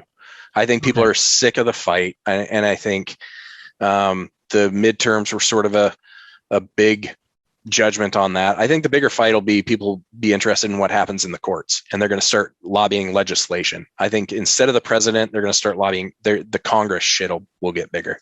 Okay, one last little question here. Does Russia give up and finally retreat from Ukraine, or is this going to turn into another war in Afghanistan or Iraq? I mean, they've been fighting in Afghanistan or in Ukraine since 2014. They've been in the Donbass region. They've been doing it. So like the full on. Well, but yeah. So what it'll be is sort of in Afghanistan, except it's going to be more like, I don't know, Israel and everyone. There's always a war. There's a state of constant war against them and pretty much everybody on their borders, and it'll become a border conflict. At a certain point, Russia's going to realize, not Russia, the oligarchs will realize that they are losing more money and power with Putin in place than not. Because it's already devastating the economy of Russia, right? Yeah. I mean, at some point, the people are the real ones that you got to, with anything else, you got to kind of like, oh, well. In Russia, the people don't have much power, but the oligarchs do. And the oligarchs at some point are going to realize that this is a lost thing. They've already lost a bunch of their yachts. They've lost their freedom to travel internationally. And they have protected Putin because they got really, really wealthy and powerful because of him. Largely. But as soon as, just like Trump, as soon as they perceive that Putin is not a kingmaker, the oligarchs will replace him. And then, Russia will sort of linger on and do what it does. But it's going to slowly burn. Nothing's going to change in Ukraine. It'll become a border conflict. And then I'll say this, by September of next year, Putin will have some problems with his power, whether he's out of power or not. But by next fall, if they perceive that he's still going down this path and about to enter another winter of extended losses with the military, the oligarchs will replace him. Wow. Well, you heard it here. All right, Lee. Well, hey, I like the prognostication podcast. It's fun.